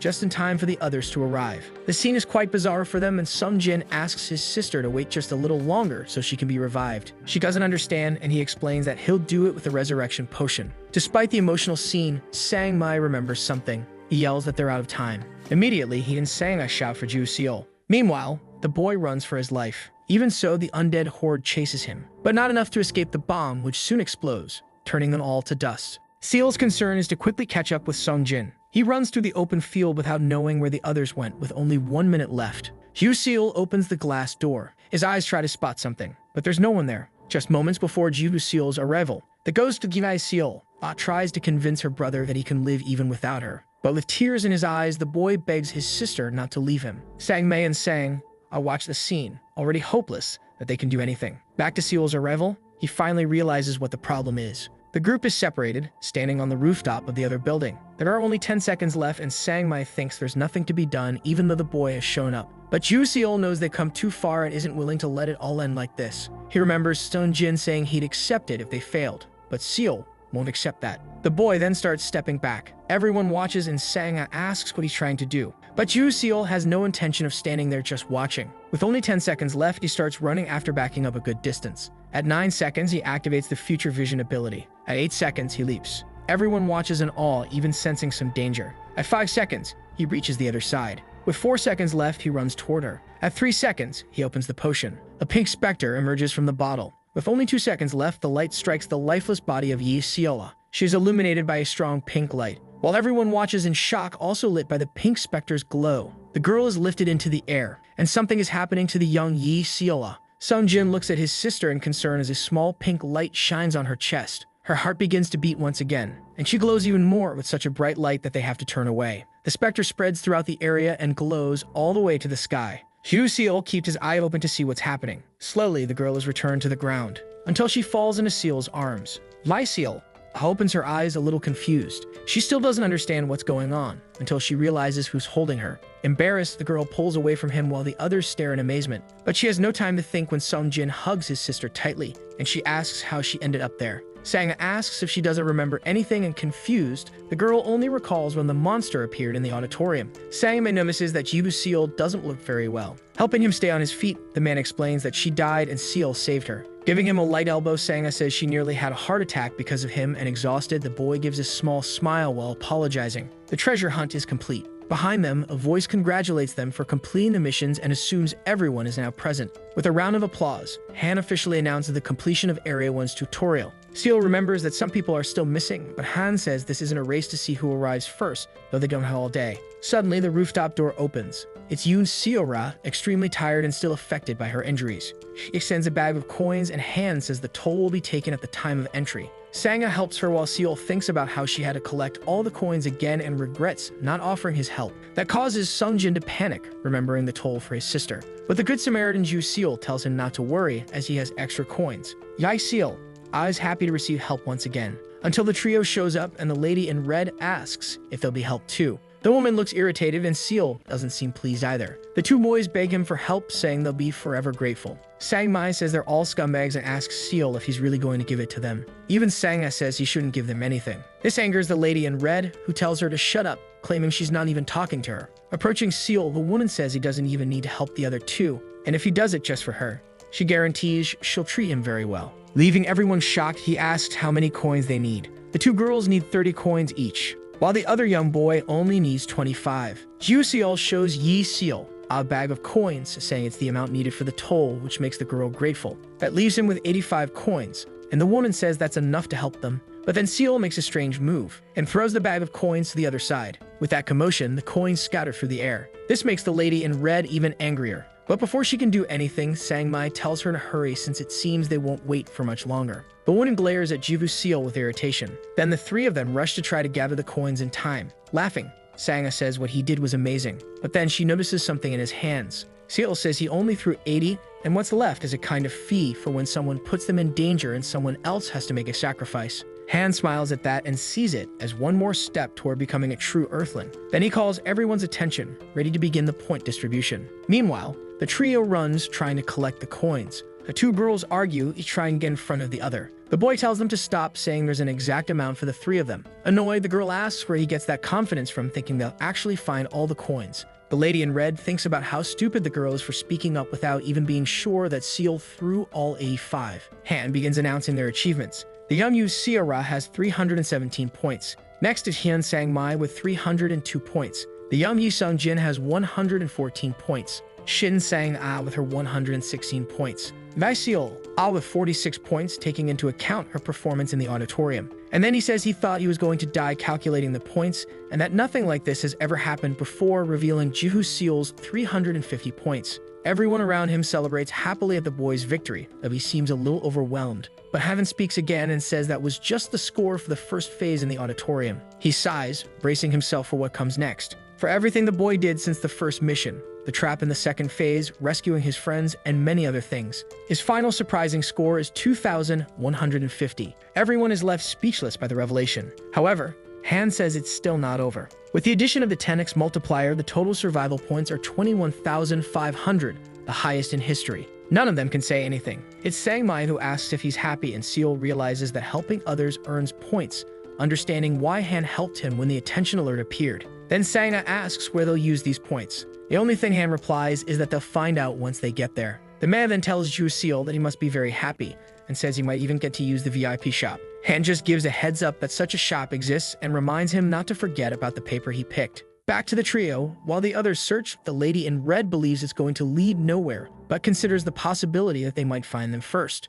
The girl yells that she found them all. She jumps around joyfully while singing about her victory, and the defeated boy just stares. The boy asks for help, saying it'll be faster if they help each other since they made it that far together. Meanwhile, the lady in red just watches, thinking about what she'll do. Her eyes are fixed on an iron pipe lying on the ground. The boy keeps begging for help, saying they can all get out of there alive if they just push a little more. But she says it's not her fault if they didn't manage to find their share. She's about to leave the place and doesn't even have time to wish them good luck. When the blow lands, the girl falls to the ground, stained with her own fluid. Annoyed, the woman asks if she thinks she's some kind of goddess to be wishing others good luck. Rummaging through the girl's pocket, the woman says this is the fastest and safest way, and that they were idiots to fall for the other's sweet talk. She then asks the boy if he's coming or if he doesn't like that the coins are stained with someone's blood. The boy swallows hard, but in the end he accepts, and all the woman needs is one person by her side, since the others wouldn't accept her. Han asks them to enter after paying the toll, handing the responsibility to the assistant beside him. A loud bang is heard behind them. The group turns around, surprised.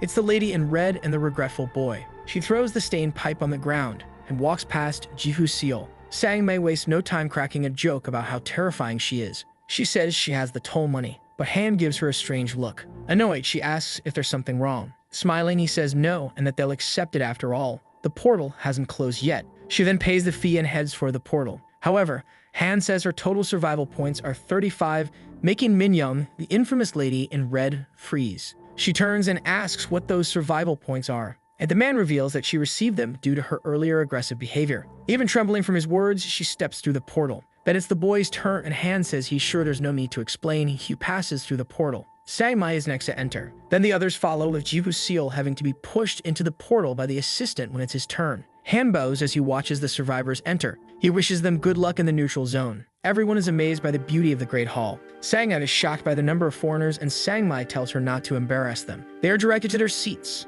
As Jihu Seal sits, he notices something that catches his attention. Across from him is a girl who seems to notice him too. She waves at him with a small smile, and that makes the young man quite embarrassed. Suddenly, something strange happens to Jihu Seal as his synchronization process begins. The system synchronization is successful, and meanwhile, mission data is given. Area 9 Oceania failed, Area 8 South Africa failed, Area 7 China failed, Area 6 Africa failed, Area 5 Asia passed, Area 4 North America passed, Area 3 Germany passed, Area 2 Europe also passed. And it's announced that Area 1 South Korea passed, and Seal is surprised that the girl can speak. There's a question whether everyone can understand each other now because of the synchronization. Then someone steps onto the stage and walks while congratulating everyone for completing the tutorial and welcoming them. Only one stage light turns on. It illuminates the woman who welcomes them to the infernal neutral zone. Everyone sits quietly listening. She speaks of the sacred land blessed by the 7 gods, and paradise is a place where they can prove their worth. But to go there, they must accumulate 1,000 survival points. To do that, they have 1 month, which angers a man who had been promised they would be sent as soon as they completed the tutorial. With a serious glare, she tells him to sit or she'll deal with him and with the people who brought him. So he was silent after the threat. Additionally, she says the man made a huge mistake because the name of the place they are in is Lost Paradise, a war zone. She says she didn't expect them to grow arrogant just because they survived a few ridiculous monsters. The woman asks if they think the real challenges would be anything like the tutorial. Taking advantage of the moment, she says some rewards will be given out and that they should stand when their names are called. The first is Thong Che from Area 5. She says he's already qualified and that she can send him to paradise if he wants, but he decides to stay. She then tosses something to him. The man catches a golden key. The golden key has the number 6 on it. Next, she calls Salvatore Lorda from Area 2. The young man also decides to stay and receives a key as well. Then she calls Area 7's Ha Win. She also asks if he wants to stay. Smiling, he says that's a silly question. Of course he will. The man receives the golden key with the number 3. Next is Delphine from Area 2, who also chooses to stay, which doesn't surprise the woman, so she throws a key to the girl. The girl catches the key and then asks for a moment. She says she thinks the number on the key is wrong. The woman says it's not a mistake, and even though the girl collected 7,500 points, that wasn't the top score. So the girl thinks if second place has 7,500 points, that means someone score even higher. Finally, she calls Seal from Area 1, who quickly responds that he's staying. Everyone becomes curious about the boy who ranked first and wants to know what his score is. Ju's decision to stay was based on what all the participants had agreed, which to him meant that something was still missing. His key is handed over. A woman is watching everything, and with the final delivery, she snaps her fingers. Then the double doors open with a strong light shining from inside. Shouting, she says the countdown has already started. The other scene is quite impressive, leaving everyone speechless.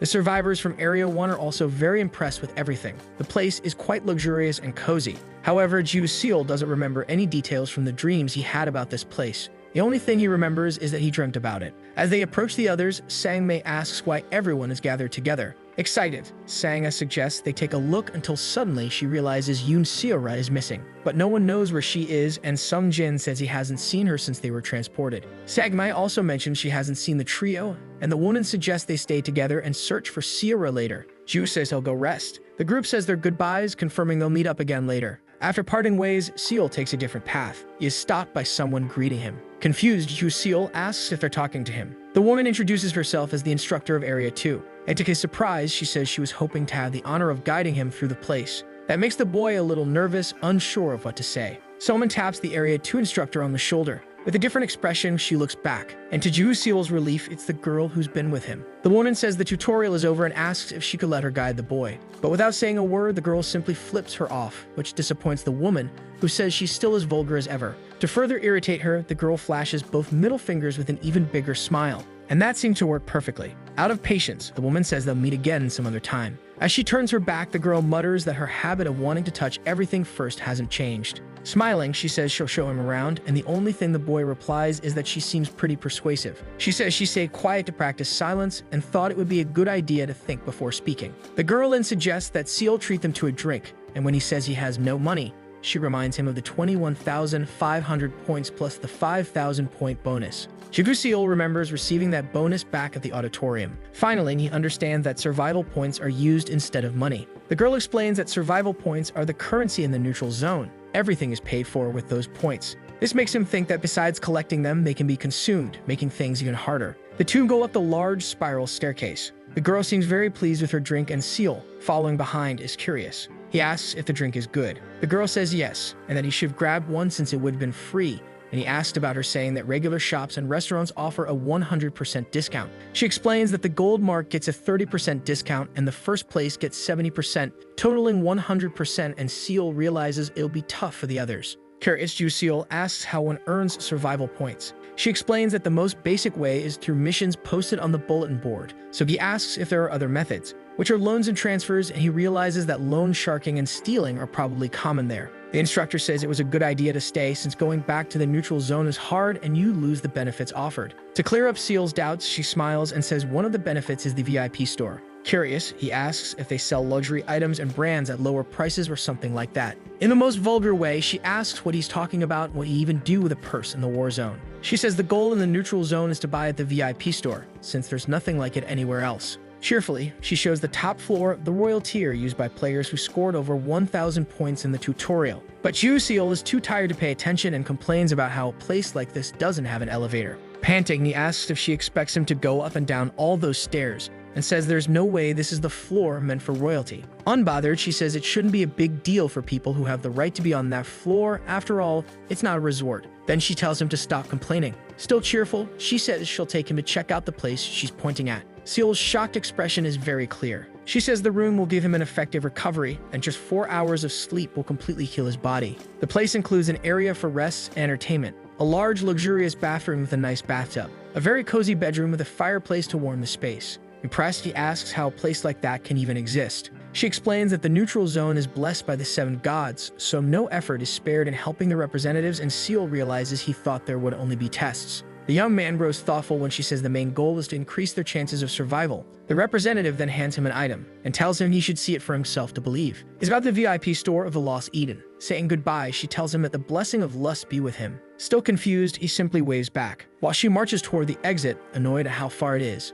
The young man then remembers that he doesn't even know her name. Near the door, the girl asks if he said something, so she can hear Seal shouts asking her name. Then she asks if he already forgot and says her name is Maria Uriel. A bit intimidated, he says goodbye, but the boy realizes it's the first time he's heard that name. He soon throws himself onto the large circular bed. Very tired, it had been a long day for him. His sleepy eyes slowly begin to close. He sees only a faint blur. The image then gradually starts to take shape. As it becomes clear, he wonders if he fell asleep and how many hours passed. Looking at his phone, it's 11:12 p.m. Yawning, he thinks it was a good nap. Looking at the bed, he remembers what Maria Uriel gave him. Curious, he opens it and wonders what kind of products they sell to be so highly valued. His eyes widen at what he sees on the list. The cheapest item costs 30,000 points. He lets the information sheet fall on the bed, thinking it's all madness. Seol leaves his room number 1. Curious, he wonders if the rest of the group went to their rooms too and whether the shops are closed. There's a small group gathered around the information board. He approaches to take a look.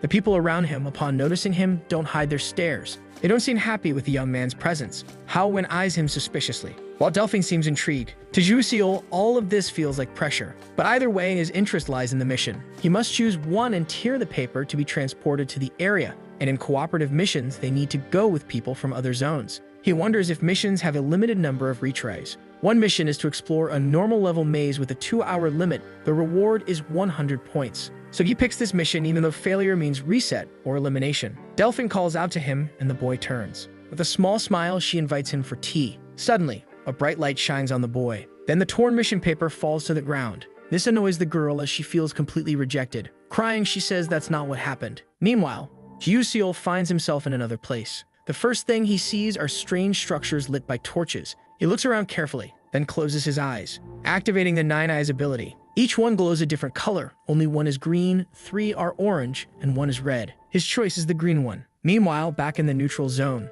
suddenly, Seol returns. Everyone is surprised by the speed since only 20 minutes have passed. He wonders if he should try another one, perhaps one with a better reward. The young man then spots one with impossible difficulty but a very high reward of 172,800 points. But something catches his attention. To investigate, he activates the 9 Eyes. One paper stands out on the red ones. It's a mission worth 1,000 points and can have up to 6 participants. The yellow signal tells him to proceed with caution. The mission still has 15 attempts left since no one has tried it yet, and he remembers Kang Suk also lit up yellow. Anyway, life is full of risks and he takes the mission. Delphine calls out to him once more and asks if he remembers Thong Chai. Seol asks if he's the man who placed 5th. Whispering, she says that apparently he was eliminated while attempting the mission to find the exit of the labyrinth. That leaves the boy very surprised. Then he notices Hao-Wen's presence. Seol acknowledges they warn about the possibility of death, but asks why she thinks that was the case. She says she's not sure, but it's already been 2 hours and he still hasn't returned.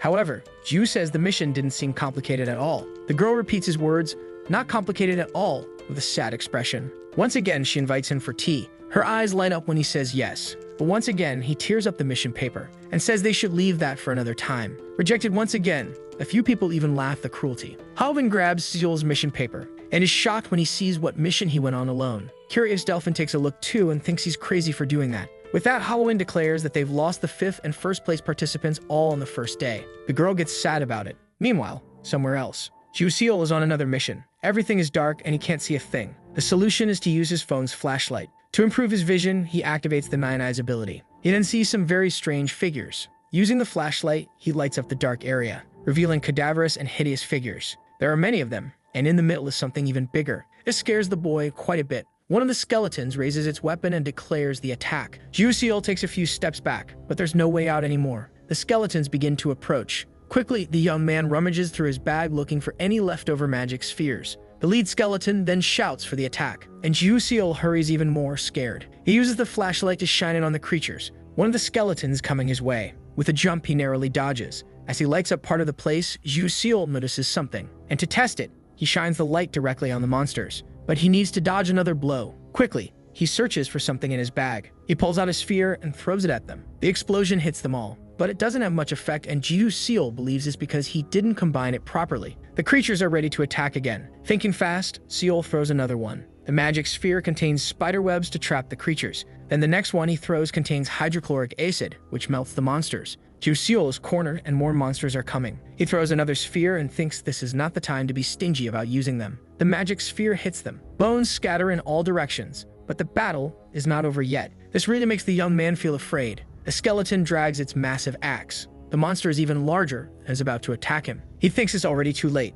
The blow comes with a strong flash of light. Seol's bag was hit and his items spilled out. All he can think is that it was just a mission that only required some attention, and that maybe he'll die in a dumb way. The massive skeleton is already preparing for the next strike. Meanwhile, in the neutral zone, everyone assumes he was eliminated, and Hao-Wen thinks it was a complete waste of time, until a light appears behind him. To everyone's surprise, Seol is back. That shocks the man, making him suspect the boy must be cheating or something like that. But then he notices something. Seol is completely exhausted and seems frightened. In his room, he's collapsed near the door. The terror is already visible on his face. He can still remember what happened during the mission after the monster hit his bag, the mirror that fell out with the other items. And when it hit the ground, reflecting a strong light, which struck the large monster, and slowly began to turn it to dust as it screamed. It was the item he got from the library machine. At that moment, he picked the mirror up off the ground and aimed it at the creature. This made the light even stronger, destroying the monster. Out of the corner of his eye, he noticed something. More of the small creatures were still there, so only a few remained. One by one, they were eliminated, driving Seal to exhaustion, and little by little, the mirror began to crack. He successfully completed a difficult mission and received 1,000 survival points. Despite that, Seal was affected, wondering if he had been too careless and questioning his worth as number one. In the end, life is made of risks. Unable to hold back his tears, the boy calls himself a complete idiot and loser, asking how he could have been so arrogant. Someone knocks on the door and he quickly wipes his tears. He opens the door and is surprised to see who it is. With a gentle smile, Seal is standing at his door. He gets embarrassed when she calls him in a more respectful way, Orabioni. Sitting on the wooden bench, Seal finishes telling her what happened, saying it was a miracle he made it back alive. Then, smiling, the girl asks if he wants to go for a run. This leaves him confused. The girl gets excited and says that running will help him forget his worries and make him feel better, though he finds it strange to do that with everyone else asleep. However, she says there's a place. It's a cooperative running mode to do 10 laps on the track, and the attempts are unlimited. She asks if he found it too easy, but the boy doesn't understand the purpose of doing something like that without any reward. But Seal says running helps her sleep, and with all the effort she went through to bring him there, Seal considers accepting and asks how the cooperative mode works. She explains that they'll be registered as a team as long as they're in physical contact when one of them tears the paper. Then Seal touches her shoulder, making her embarrassed, and asks if that's how it works. He asks if they can begin, and a bit awkwardly, she agrees. The girl then tears the paper, and the two are transported. Seal is amazed such a place exists. The two start stretching, and it doesn't seem like a bad idea. However, the young man just throws a few punches in the air, and Seal thinks he needs to stretch his legs. Seal is already exhausted, feeling like he might vomit any moment. He's just thinking about how much is left. Seal is cheerful, saying there are only 2 laps left and asking him not to forget the breathing pattern. But he's already at his limit. Collapsed on the ground, Seal says he lacks stamina, and Ju asks how she can run so well. Smiling, she replies that she comes from a family of athletes, and he thinks that sounds like too much pressure. Now he's lying defeated on the ground. But thinking about it, it's been years since he exercised. He dove deep into drinking, smoking, and gambling. Either way, he relaxes and realizes that running isn't so bad. Happy with that, Seal says running is the best thing to boost stamina. Then he simply thanks her, leaving the girl confused. He says he can think more clearly now, and it's all thanks to her. Shy, she says she didn't do anything special, but she's glad to have helped, and actually, she's the one who's grateful for him saving her. Seal suggests another round, and she accepts that suggestion from her Orabioni. Calmly, he holds the girl's hand, but she remembers that he still hasn't finished the last lap. Meanwhile, back in the shared dormitory, Seal enters one of the rooms. She drops her bag on one of the beds and sits down. The others are pretending to be asleep while keeping an eye on her.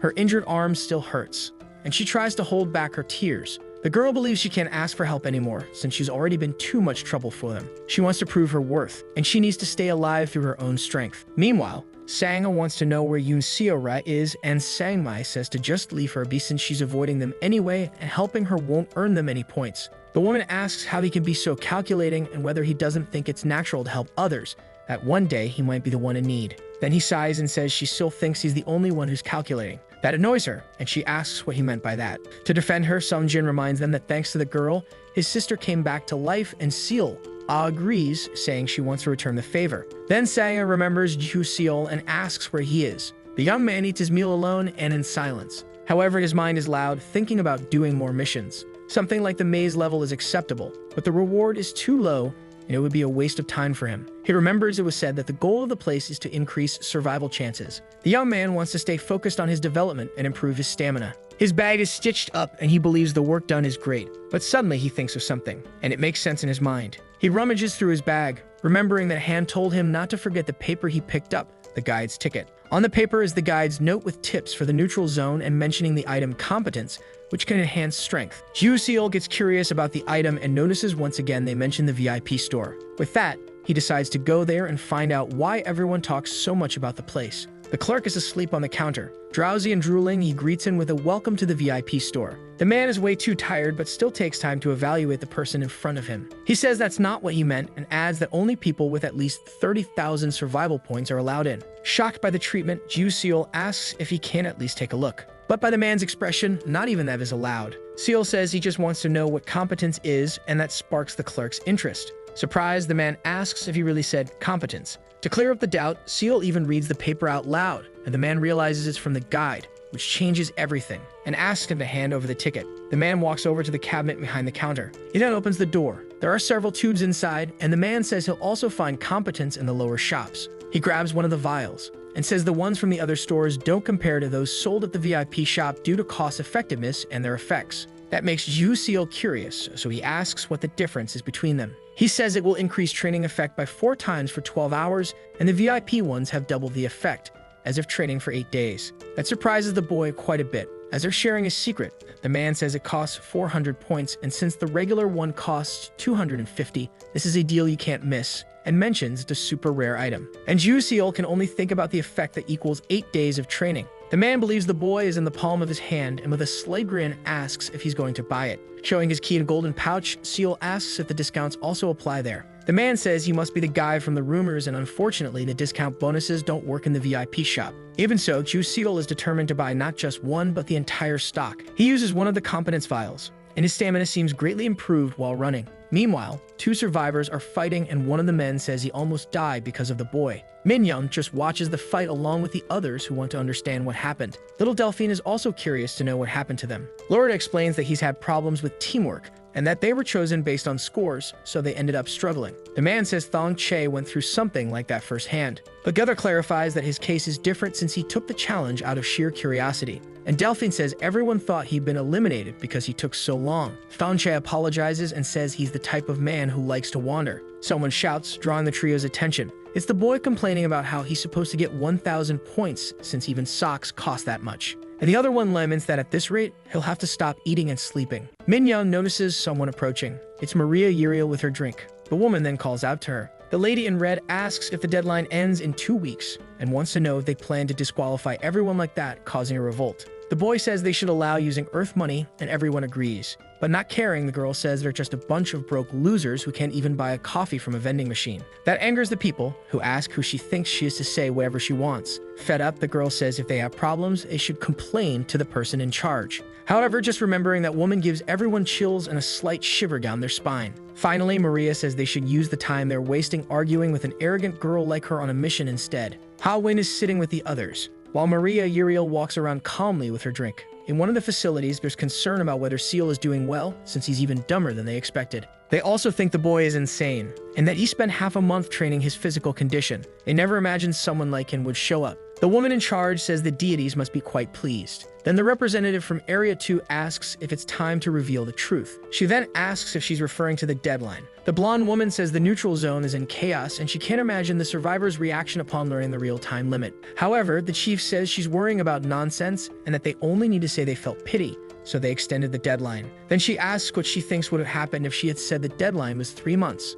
In her view, they would have slacked off, needing to accumulate only 30 points a day, and that wouldn't have been a pleasant sight. She says even the most useless one would be able to finish the normal difficulty within the time limit. And if growth continues steadily, the talented ones will complete the harder missions. For her, with the minimum deadline, they're really taking the mission seriously. However, they'll soon reach their limit. The chief remembers when she used to complete missions like a lunatic, and reveals that if she had trained as hard as him when she arrived, she'd be twice as powerful. With that, the representative says she agrees. The chief then tells her to go ahead and help him if she wants, and the woman tries to argue. But the leader says she knows he was recommended by Miss Foxy. However, she's heard something quite interesting. Seal keeps running and has even lost count of how many laps he's done. But that doesn't matter, as he intends to keep running until he can't anymore. He wonders if he should stop for a bit, but he thinks he can get back to running if he walks slowly to catch his breath. In the end, there's no reason to waste time thinking about it, since no one's there to judge him, and he still wonders if coming to this place was a good idea. The boy is exhausted and thinks that if he's having thoughts like this, it's because running is starting to get hard. He thinks he's pathetic, and because of that, Samwo broke up with him and his family turned their backs, so the boy screams. That distraction makes him misstep. He loses his balance and crashes to the ground. The boy falls defeated, but he forces himself to get up because he needs to keep going. A sharp pain hits his stomach like a hard punch, and as a result, he ends up vomiting. Seal is sweating a lot. He's very tired from all the effort. Still, he successfully completes a basic mission, earning 10 survival points. The personality trait No Determination has been erased and his stamina level increased from low to low intermediate. Light hits Seal and he is transported. He's back at the neutral zone headquarters. The young man notices someone standing in front of him. The person is holding a drink, and then offers it to him. The woman is the instructor he met on the first day. Being exactly what he needed, he accepts the cup and thanks her. Without wasting any time, Ju Seol drinks desperately. However, the woman says it costs 10 points. She says she never thought she'd say something like this as an instructor, but tells him to reduce the length of his training time, and he asks why he would do that. To his surprise, she says that from what she's observed,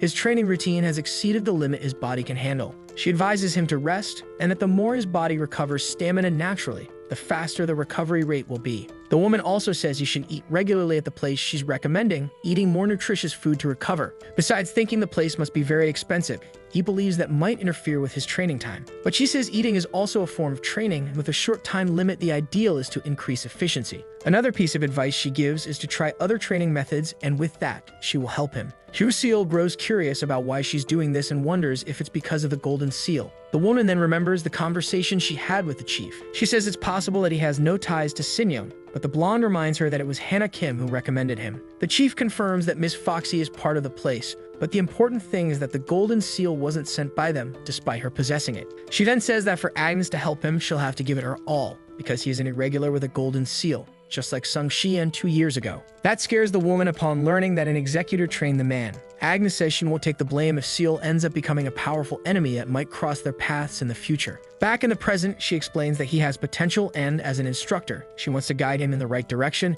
and he asks if that's okay. The young man says that if it's possible, he would like someone highly skilled to go hard on his training, and that he heard rumors about someone like that. Agnes says that in that case, there's no need to introduce him to anyone else, and she introduces herself as Claire Agnes, also known as the demonic instructor. Everyone in the academy is horrified. Already beginning the training, she doesn't go easy on him. Ju Seol is extremely tired and stops for a bit. However, he gets hit as she asks who gave him permission to rest. The woman demands he start again from the beginning. The weights are thrown to the ground. Out of breath, the boy is almost out of strength, and Agnes asks what he's doing, and he begs for a break since she said resting is important. But the woman repeats that rest comes after training, not in the middle of it. The boy is really screwed with her. Besides that, she says she can be even more gentle, though she thinks she's still going easy on him, and she threatens to assign someone else, prompting the boy to immediately say he'll do what she says. Agnes then tells him to stop whining and get up already. She gets him even more, and now the boy understands why she's called the demonic instructor. Ju Seol goes back to intense training. However, during the exercise, his leg shakes a lot.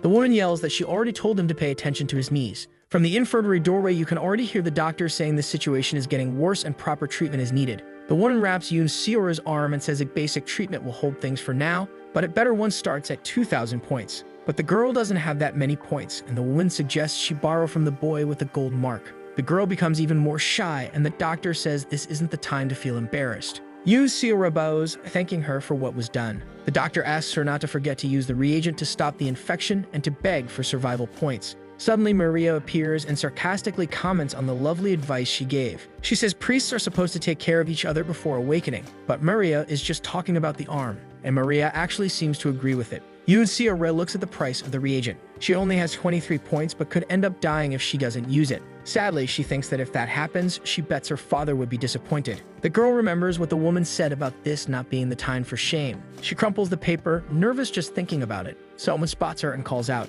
It's Seol, who greets her cheerfully. They talk about what they did during the time they were apart, and Yoon Seora lies, saying her arm is fine. Seol asks if she's eaten, and as thanks for saving her life, says she'll pay for her. Yoon Seora, very shy, asks about the girl's brother. She replies that he went on a mission with Sangmei, and the other girl can only think about how sweet she is even though all she did was hand her the potion. Someone very irritated walks past and bumps into Yoon Seora's injured arm. The girl falls to the ground in great pain. Yahello turns around angrily to see who it was, and tells the man he should apologize when he bumps into someone. But the man turns around and cursing asks her to repeat what she said. The girl simply asks that he apologize, saying the other girl's arm is injured. Even more threatening, the man asks if she's saying the shoulder dislocation was his fault, but Seol only explains what happened. Very arrogantly, the man tells her to put on a cast or a sign saying her arm is injured, and many people gather to see what's going on. Meanwhile, Yoon Seora becomes frightened by the comments people make about her. She even asks what the chances are of her going to paradise, and they say she should just get lost. Another even calls her a burden, making the girl even sadder. And Seol becomes worried because that's not how she imagined things would go. Not wanting to hear anything else, Yoon Seora asks to leave. The man spits on the ground in disgust, while the lady in red looks on disapprovingly at the scene. But Yahello thinks she was really stupid for causing something like that. Yoon Seora just keeps walking without waiting for the other, and says she just remembered she has something to do. But before she disappears from sight, someone calls out to them. It's Sanga. wearing her new and stylish outfit. The woman slams her hand on the table in frustration upon hearing the whole story. She says she should have been there at that time, but Yoon Seo-rae asks her not to worry, and Seo-ah says it was her fault. Sang-ah says the guy is insane and curious about the girl's medicine. She asks to take a look. The girl agrees and tries to take the paper from her pocket. That's when the woman notices she still can't use her right arm. When the girl finally gets it, she hands it over. Sang-ah remembers hearing that antibiotics are quite expensive. The woman returns it and asks her about her points, saying what she's going through is due to spending more than she earns. The girls feel embarrassed to talk about it. Then Sang-ah suggests they ask Seol, but Yoon Seo-rae says she has to find a solution on her own. However, the woman reminds her it's not easy to gather 1,000 points alone, and that she has less than 10 days left and should treat her arm. But Yoon Seo-rae says she thinks they don't actually have just 1 month. That leaves the other two confused about what she means. Meanwhile, in the Neutral Zone's training hall, Hugh Seol continues with his training ritual. He pushes himself to the limit while the countdown continues. When it reaches number 1, Agnes tells him to stop.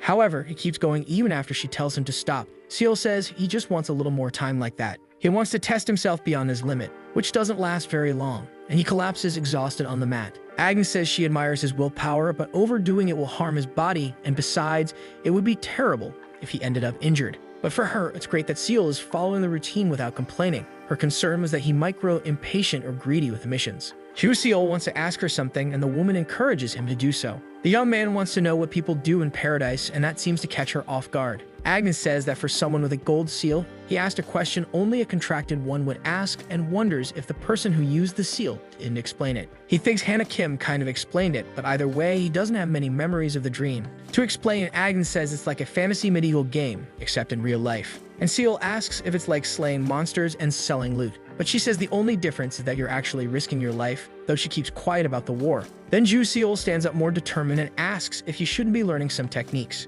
To his next question, Agnes says it's not time yet. He says there are only 9 days left, so they should do some missions, but she asks him to trust her, if he still wants her to be his trainer, or he can leave and do whatever he wants. Ju Seol tries to say that at this pace, when he gets there, he'll be nothing more than dead weight. And Agnes doesn't understand why he's so concerned, since his class hasn't even been decided yet. Then she asks what he'll do if he sticks to physical training until the end. He thinks about what he'd do in that situation. The young man says that even with the short time, he knows she's being honest with him. And the woman just wonders how he can say something like that without feeling embarrassed. But he seems a bit unsure because of her strange reaction. Either way, she shouldn't say something, but she'll tell him if he promises to keep it a secret. Back with the girls, Yoon Seo-rae reveals the truth about the 3 months, and that they haven't yet done the most important thing. Then she reveals it's the awakening. Agnes also explains this to Ji-Hoo Seol, that he will be granted 1 of 4 classes in the awakening chamber, and then will receive training. The boy doesn't understand this, and says the time is too short to do everything. And she says they will get more time. Hearing that gets everyone excited. While Seol celebrates, someone is secretly watching the girl. The boy thinks he just heard a bombshell of a revelation. He runs back to one of the dorms and shouts that he heard good news. But Min-young is not alone. Annoyed, she says next time he should knock and not be so rude. The man asks him to close the door because the room is starting to get cold. The boy asks what he's doing there, and the woman asks if he thought they were just dating because they ate and slept together, telling him not to be naive. Her words leave him shocked. The move is one of the witnesses to what's happening. The man doesn't hold back as he punches the other guy, and the boy falls to the ground. Min-young asks if he's ready to cooperate now. The boy says he also didn't manage to collect all his points. She simply gives a signal that the other one quickly understands. Then he punches again, hitting the boy's ribs hard. He falls to the ground, drooling from the pain. Min-young steps on his head, and asking if he wants it to continue. She threatens that they can keep going all night. But he gives in, begging them to stop, saying he'll hand it over to them. And she says it was so simple he didn't even need a second beating. They only get 70 points, which angers Min-young, who says they still need 500 more. The man asks what they'll do now since there's no one left to squeeze money from. The whole situation makes the woman stressed.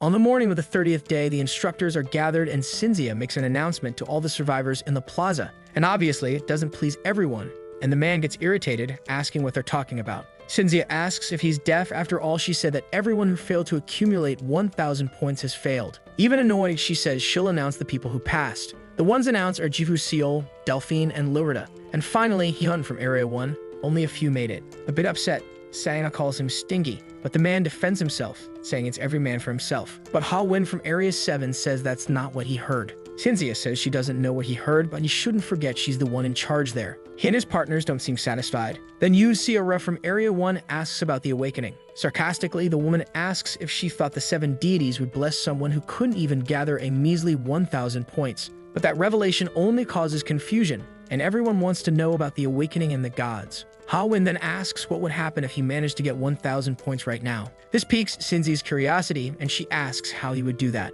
He then demands that his underlings send all their points, and they do so without complaining. And that's when everyone realizes they can do that too and start begging one another to lend points. But this attitude irritates Cinzia, who tells them to stop. She says they're trash, not even good enough to be human shields, and not worthy of asking about the awakening. To her, they're all worthless, just as they were back on Earth. That's enough to make them all go silent. Cinzia then says she'll give one last chance, giving them 2 months to prove to her they can become recyclable trash. And everyone gets excited, thinking they're saved. But she tells them to celebrate only after meeting the 7 deities, because the experience might be discouraging for some of them. People line up for the 8th floor in the Awakening Chamber corridor. At the moment, Ju Seol is next in line. Something catches his attention. It's Delphine, who just came out of the machine and has collapsed on the floor. He asks if she's okay. Despite her exhaustion, with a smile, she reveals that she's a mage. That catches his attention because of something he heard. When Agnes explained the 4 primordial classes in Paradise: warrior, archer, priest, and mage. Warrior is the most common, followed by archer, and the priest class is rare enough to be considered valuable. In his memory, he asked about the mage. She says that with the number of participants in this stage, it's possible none will appear, since it's the rarest class, and that the classes are determined by the deities. Either way, it's his turn. Ju Seol looks around curiously. He enters a very different room with the symbol of an eye on the door. Everything is completely white in all directions, until he's caught off guard by a strange anomaly. It's so strong that it lifts him off the ground, as if the direction of the wind had reversed. Ju Seol is in a place where space and time are different, and a strange voice announces that the awakening will now begin. A ball of energy moves toward his stomach. The voices of the deities converse, surprised by the amount of mana he has, as well as his innate ability. They talk about how he once lost the ability and that it drained his mana, but there was nothing to be done since he didn't know. At least the deities agree on making him a mage, though in his thoughts the boy resists. That's not what he wants, and they understand he wants to be a warrior, and they think maybe being a mage really isn't the best choice. The deities can't come to an agreement and hold a vote on what he should be, ending in a tie. However, Gluttony hasn't said anything yet. Ju Seol manages to gain a faint perception of the deity, even if it's just a glowing figure. That seems to be getting closer and closer to him. The young man leaves the room the same way Delphine did, and immediately Agnes asks what his class is, even though the boy is still panting from the experience he had. To celebrate, they make toasts. At least part of Area 1's group is gathered. Sangmai to tease says that Sangha is on cloud 9, and she replies he should be careful with what he says to a priestess. Ju Seol notices that Seal doesn't seem very pleased, so he says the archer class is also great. She says she's not the one who's concerned, her brother is, but Sung Jin says he's not the only warrior. To reassure them, Ju Seol says they'll meet every class, each in its proper role. However, Sangmai says he's only saying that because he's in a favorable position and not everyone, like Yu Seora, took the result well. Meanwhile, Maria Uriel is listening to the conversation, but she thinks they're a bunch of idiots for thinking it's easy to survive with an injured arm, especially in the warrior class. One of the customers says the order is wrong, but the only thing she cares about is figuring out why she even cares about this. Even with the customer complaining, her thoughts are focused on not worrying. Yu Seora won't be giving her any money, and with a wicked smile, her conclusion is to take over the special benefits and get rich. Then, with an angelic face, she says she'll take care of the customer. Cinzia is sitting while being served another drink. In total, the awakening produced 1 mage, 4 priests, 22 archers, and finally 51 warriors. She asks if Agnes is disappointed with the result, and Cinzia tries to guess that what she's thinking is that if he had at least become an archer, he could have been made an expedition leader. She says warriors are needed too, but the problem is that there are too many, so many will end up as human shields. And now Ju Seol is one of them. However, Agnes says she just needs to train him properly. She's in a meditation session with the boy. The exercise doesn't seem so easy, judging by his expression, and Agnes remains firm in her belief that she just needs to train him well. She then says they'll move on to the next phase of training. To Ju Seol's surprise, it's about sensing mana. The one explains that mana is released as soon as the class is decided and asks if he can already feel it. Then he remembers the energy he felt in the awakening chamber. She says it's time to train his class and his mana. Suddenly, he stands up and Agnes asks why. Ju Seol explains that they told him he could buy that stuff in the store, but he just gets smacked on the head. She says that although it's a great help, there will come a time when someone who doesn't train won't be able to reach a certain level. Mana will be felt once he tears the mission ticket and is transported to the selected area, and she'll help him over the course of a week. As a tip, she tells him to try to remember what he felt in the awakening chamber and says he has 1 week for that. The boy just looks confused, but he tries to do what she told him. He is struck by a bright white light. Something very strange is happening. Ju Seol feels like he's in a different place. He tries to understand if what he's feeling is mana. For him, it's hard to breathe like he's in a sauna. A strange energy hits him. Then his body is engulfed in bright light. Just like that, he's back, having successfully completed a basic mission. And Agnes is quite surprised, asking how that happened. Not even he understands and asks if he really completed it as soon as he entered, especially since even the message window only appeared afterward. The woman asks him to try to make the mana circulate, but he doesn't understand how he's supposed to do that. Still, he feels that same sensation. The energy then flows to the rest of his body. For Seal, the sensation feels like meeting a childhood friend, and the class skill mana application is created. Then Agnes realizes that he refused the mage class. He explains that the reason is because he wanted to use a spear. The two were standing in front of the mission board, and the young man chooses a mission. To Agnes, he picked a mission that is extremely important to him for the basics he needs in spear arts. The woman simply agrees with him. Then Seal tears the mission paper, and in front of Agnes' eyes, he is transported. Seal has such powerful mana that the deities would have given him the mage class, but he insisted on becoming a warrior like Sung Xian. The young man is now in an open field. He holds his new spear. Seal grips the spear tightly, trying to understand it better. And to him, this is the feeling he had been searching for. He trains thrusting with the weapon, though without using his mana. The boy remembers Agnes explaining that without the correct posture, he wouldn't be able to counterattack, so he must repeat it 1,250 times. It's a training just like the one he did using Competence's 8x effect for 10,000 repetitions. And for the entire designated time, he continued his training, following what Agnes told him about repetition. He lands the final strike on the wooden dummy. The class skill basic spear thrust was created, and his innate ability reacted to it. In the bathroom, one of the stalls is occupied. Sierra eats a cookie using her only good arm. She eats very carefully, as if trying to make it last longer. Someone knocks on the door, startling her, then calls out, and she recognizes the voice. Since no one responds, the girl apologizes, thinking it was a mistake. But just as she's about to leave, Seal stops. Sierra opens the stall door. Seal places an order for a sandwich and 2 cups of hot milk. While eating, Sierra looks very hungry, and that doesn't go unnoticed by the other girl. Seal asks about her arm. Then the girl replies that it's done for. Once again, Seal suggests asking Jihu for help, reminding her that they need to train their classes, but in her condition, she probably can't. But Sierra says she can't keep depending on him all the time. Seal remains concerned about the dangers there and even tells her about a university student from Area 1 who was eliminated during a mission. That surprises the other girl. Worried, Seal asks her Ani not to leave her side. She says that Sierra is her savior and asks to be allowed to return the favor. That gesture moves the girl deeply. Seal chooses one of the missions from the bulletin board. He picks one and takes it. This surprises others who notice he's only been doing basic tasks. Some defend him, saying it's a good idea since he keeps earning points, while some of them risk their lives to complete missions. The two guys say at the same time that they're jealous of that. Meanwhile, Seal wonders if he won't do any real mission until the time limit, and although he trusts Agnes, he's after results.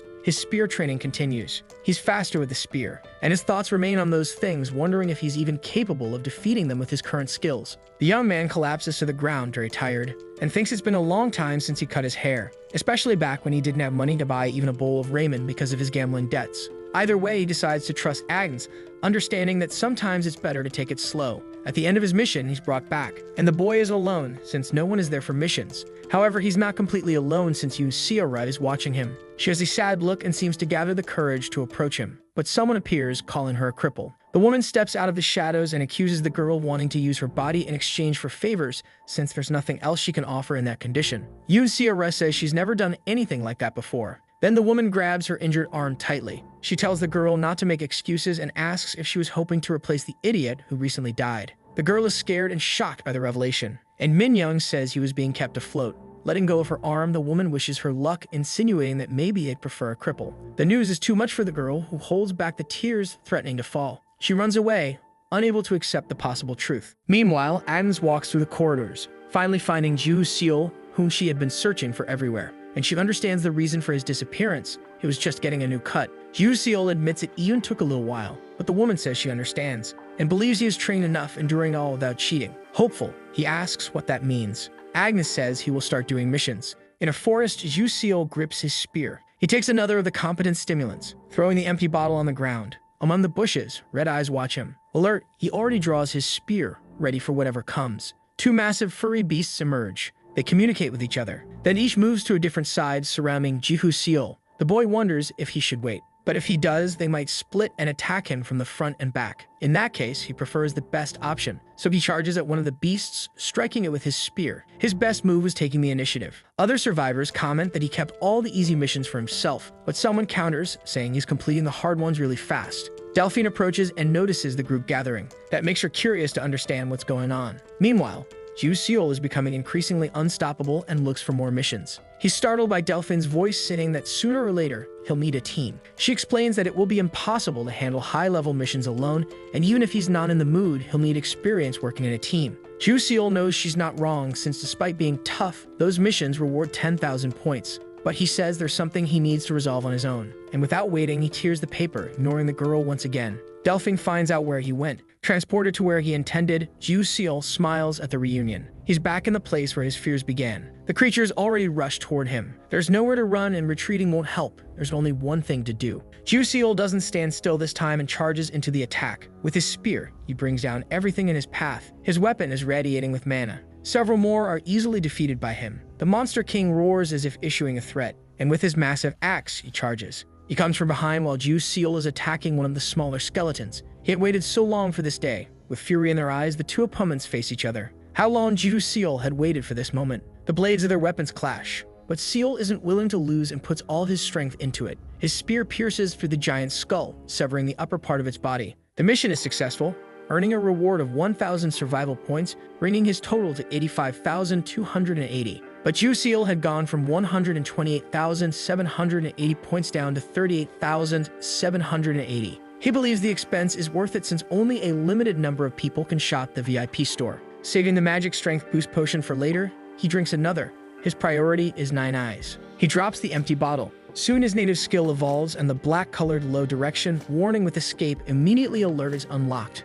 To him, that's great, and only one more bottle is needed. Ju Seol notices someone in his room. It's Hannah Kim, whom he hasn't seen in a while. The woman talks about how he didn't ring a letter and thus didn't learn he has the privilege of an assistant, but Seol ignores that and just wants to know what she wants. She came with a warning and a request for help but believes he's doing well and doesn't need encouragement. Hannah Kim advises him to find teammates and suggests Delphine or the highest-ranking executive of the Triad, Ha Win. Dismissing her for acting like his mom choosing his friends, Ju Seol asks her to just say what favor she wants. Then she asks him to help Yoon Seora. She explains it's a request from her superior. They want her to develop naturally in the neutral zone, but it's becoming complicated due to her current situation. Being smart, Seol says it was them who invited her, so she and the boss would be in his debt. Then the young man asks what he gets from it. Hannah quotes from the book of Matthew. Therefore, whatever you want others to do for you, do also the same for them. That leaves him even more confused. She explains that in paradise terms, a debt will always be repaid. All in the name of the golden rule. But as she leaves, she says the decision is his, and Seol just thinks about resolving the pending matter first.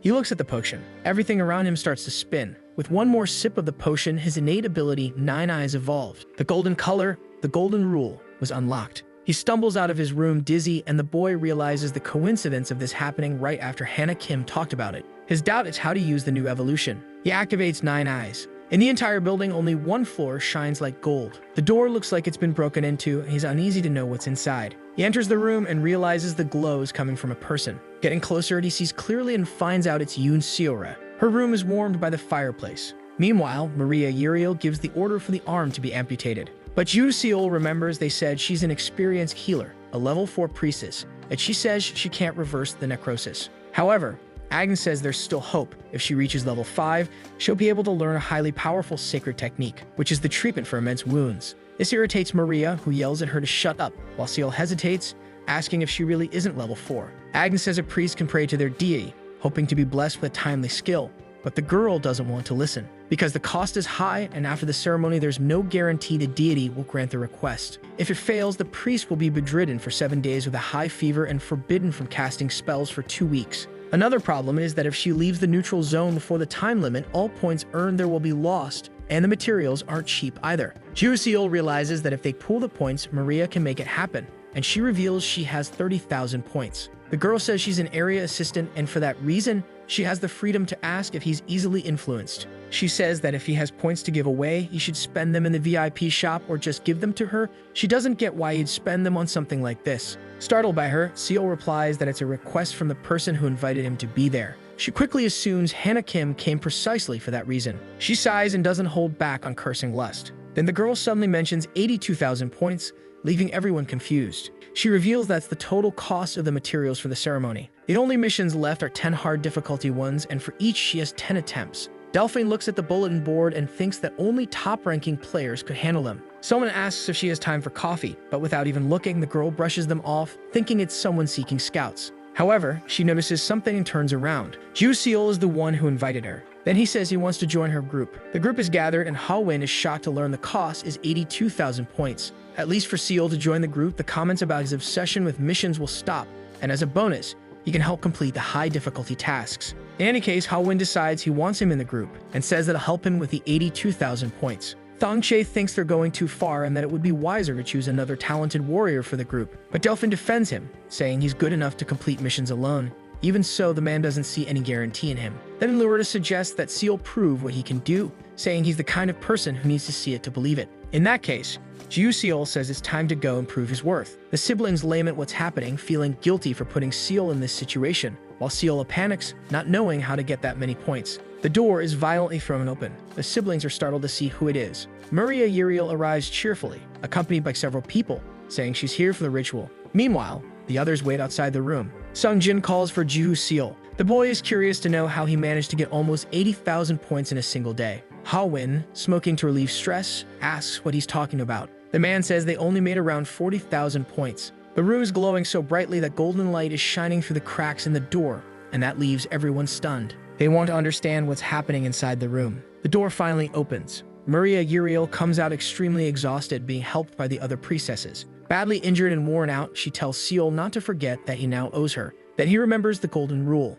As Ju-seol watches her leave, everyone stares in awe at the door. It's Yoon-seol, fully recovered. Seol runs over to the girl, overjoyed to see her well. Yoon-seol then looks at Ju-seol. The young man just gestures toward her. That's enough for her, and she nods in gratitude. Watching the emotional scene, Ha-win asks if this is love. With Seol added to Delphine's group, all missions they accepted were cleared. Seol paid back all the points he had borrowed in just 2 days, and as a favor, Seol-ra, Seol-ah, and Sung-jin began training with a certain instructor. Without mercy, Agnes tells them to save their complaints for break time and demands they start over from the top. The trio agrees that the woman is the devil in person. Only 1 day remains until the neutral zone's time limit and 1 more team mission is completed. Only one remains. The impossible mission. Lurida says doing it is madness, and Hao agrees, saying not to confuse foolishness with bravery, while the girl laments losing the VIP store coupon. Ju-seol smiles, observing the scene. Then the moment arrives, and they wonder whether they should disband the group. In room number 1, the trio is gathered while Seol counts his items, including 3 spheres and a feather quill of conscious flow. Among his belongings, he finds a scroll forgotten by time. It's the one he received in the auditorium. Yoon-seol says it's a waste he hasn't used it yet, but he says it'll be useful someday. Then Sung-jin shares a rumor that with the end of the neutral zone, privilege items will disappear, and they'll have to return their cell phones too. Ju-seol laments and wonders if at least the triggered magic is random. Curious, Yoon-seol wants to know what kind of magic might be on it, and reveals that hers was of the imprisonment type. But Yu believes the scroll isn't about that. As the end nears, the place grows empty. Meanwhile, Ju-seol looks at the only mission left on the bulletin board, thinking about another gamble. He picks up the mission paper. Tearing the paper, he's ready for anything. This time, for him, it's guaranteed. The mission is a one-time attempt. Annihilate the Guardian race and destroy the fortress within 48 hours, with risk of elimination. A blue envelope is slipped under Ju-seol's door. Yoon-seol is present and becomes curious about what it is. She picks up the envelope and sees that it's for her. It's a mission scroll for sword training. But there's another that makes her eyes widen when she reads its contents. The hallway is empty and dimly lit. In her room, the lady in red laments that the boy is no longer there. With him around, she feels she wouldn't be in this horrible situation. She notices something happening outside. Her room door suddenly opens. She stands up on alert. A hand emerges from the darkness and grabs her. The woman is visibly frightened. It's Yoon-seol, grabbing her by the dress. Suddenly, a light shines on them both. They are transported to another place. The girl stares at her, trying to understand what she's trying to do. Yoon-seol asks her to pick up the sword and gives her a chance, but the woman retorts, reminding her the time limit is the next day. The girl says she knows it was her who pushed everything to happen. That night, when everyone was gathered, it was Min-young who told Burrito what to do, and the college student realized something was off. There was no one else around that day, and Burrito heard her, telling her to stay quiet because it hadn't even started, and even said he might give her some points. But someone had been paying attention to everything happening, and tells the man to leave. The young man demands a rematch. Then the man angrily opens the door and asks if he wants to be eliminated. Tearing the paper, the young man says not to underestimate a sergeant from the Korean army. The two were transported far from there, leaving the long hallway empty, and so Yoon-seol is free to leave, finally able to walk away in peace. But the woman can't believe the boy would be capable of something like that. Yoon-seol accuses her of knowing all along and says she's just afraid to admit it, because without Burrito, she has nowhere to go. Annoyed, the woman grabs her sword and tells her to shut up, shouting that the girl doesn't know anything as she charges forward. But Yu Seora is also ready with her own sword, so the two of them face off in that place, and Yu Seora ends up taking the advantage, striking her blade into the woman's chest. Reluctantly, that's not how the lady in red wants to be eliminated. The woman falls to the ground, and the girl promises that she won't be the only one sent back by her. The single-use VIP store ticket falls to the floor. As if returning from the land of the dead, Yu Seal declares he just completed an impossible mission. The reward for the successful mission is the VIP store ticket and 172,800 survival points, totaling 477,977. Aang asks if he was hoping to die being beaten with a bamboo stick, but either way, she trusts he has some sort of plan, and apparently he does have one in mind. Yu Seal remembers his conversation with Hannah about the impossible mission that may or may not be completed, and he asks why it was even posted on the board. She then tells him about the only person who completed it, Sung Shiyan, but she doesn't believe it was through normal means, saying it was like he just got lucky. The cube opened by Seal searched for the most needed talisman for the current situation. A level 12 earthquake would be triggered in the area where the player was present. His winning move came thanks to 2 lucky chances he took during the gamble. Seal intends to take that information with him to the grave. As he hands over the ticket, Aang asks if she can give one last piece of advice. Everyone is gathered at the plaza for the announcement of the deadline. Sinzi declares the end of the neutral zone process. With her frightening gaze, she asks if they know how to get out of there. A door opens and a strong yellow light pours out. Some shut their eyes, but Yu Seal keeps looking and realizes they're no longer in the neutral zone. They're in the lost paradise. He wonders if it's really over. Claire Agnes steps through the portal. Looking at her, the young man understands, and thus he has his answer. It's not over yet. This is only the beginning of everything. A voice comes from behind saying that now he looks like a real Earthling. It's Hannah Kim offering him a ride home. But apparently, Yu Seal doesn't seem too happy about it. The woman freaks out, saying that even though time passes 3 times slower, he's already been there for 3 months and asks if he wants people to report him missing. Each survivor is received by an assistant, and he wonders if he'll ever see them all again. But he holds on to the hope that it could happen, as long as they stay alive. Yu Seal is taken to Scheherazade, the Temple of Lust. Hannah Kim says that Yoon Seora will stay at Sinyeon's headquarters and mentions it's a good time for them to say goodbye. Smiling, Seal says it was all fun while it lasted. Then he tells her to take care. But before he leaves, the girl runs up, wanting to know his name. She asks if Seal is his last name and wonders if he can tell her the real one. With a smile, he says his name is Seal Jihu. The new facility is quite beautiful. There's an open portal nearby. She asks him why he didn't want to say his name, and that she only knows it because she looked him up. But Yu Seal says he never used his name when going to the casino, since he kind of felt unworthy of using it. After a few years, it became normal, and he didn't want to stain the name his parents gave him. So Hannah Kim asks if maybe now would be a good time to start using it again. Without answering, he simply says he'll see her soon on Earth. The room is still a mess, just like he left it. Only the portal light shines for a few seconds. Yu Seal opens the window that had been shut for a long time. Unlike before, there are now many people walking in the street, and so he confirms that he really has returned. He notices his phone there. The battery is dead. After all, he was gone for a month, and all that's left is to charge it. Once a failure with nothing, the young man now rides in a luxurious car. Hannah told him about the money transfer, saying their job is to ensure Earthlings live a peaceful life, but he's shocked by the 150 million won. He's back at the casino, and that's still where the taxi drops him off. Yu Seal smiles, remembering how long it had been since he last came there. However, that's not where he decides to stay. Another car drops him off somewhere less luxurious in the casino. He enters the house, hoping no one is there as he doesn't have the courage to look them in the eye. But an irritated voice asks what he's doing there. The man's name is Hyun, and once again he asks what he came there for, this time more seriously. Showing the bags, he says he came to return the 50 million won he borrowed and adds that the laptop and the car are for Jinhee. Curious, the man asks if he hit the jackpot or won the lottery. From the upper floor, a girl asks who he's talking to. Her smile fades when she sees who it is. She comes down the stairs asking how he has the nerve to show up. After all, she swore to eliminate him if she ever saw him again. But she notices something different. The girl looks at the car and asks if it's his, saying she thought she'd never see it again after Seal sold it. The man asks if he came from the casino, then tells him to leave and take his dirty money with him. But Seal says the money isn't from gambling and that he only went to the casino to register himself as someone banned from entering. Then the man asks where all that money came from, and the girl immediately claims it's obvious that the money came from something shady. Jiggy runs off with the bags and refuses to give them back even though the man asks. She says she'll take them even if she ends up regretting it later. The man says they'll talk another time. Ju tries to stop him from leaving, but it's too late. The boy laments it wasn't how he wanted things to go. It's nighttime and the coffee shop is still open. The employees are unsure how to judge the person and are curious about his relationship with the manager. Stanwa says she got a call from Wusok asking if she had lent money for gambling. But Ju Seal says he earned it through work and received a bonus for his performance. She asks what kind of work, but Seal says it's a secret. So Stanwa can only guess what it might be. The woman asks if by any chance he went there. Ju Seal runs through the busy avenue in a rush. He heard people say they go abroad and come back later. A conversation with his ex where she asks about organ dealers, which leaves him confused by the question.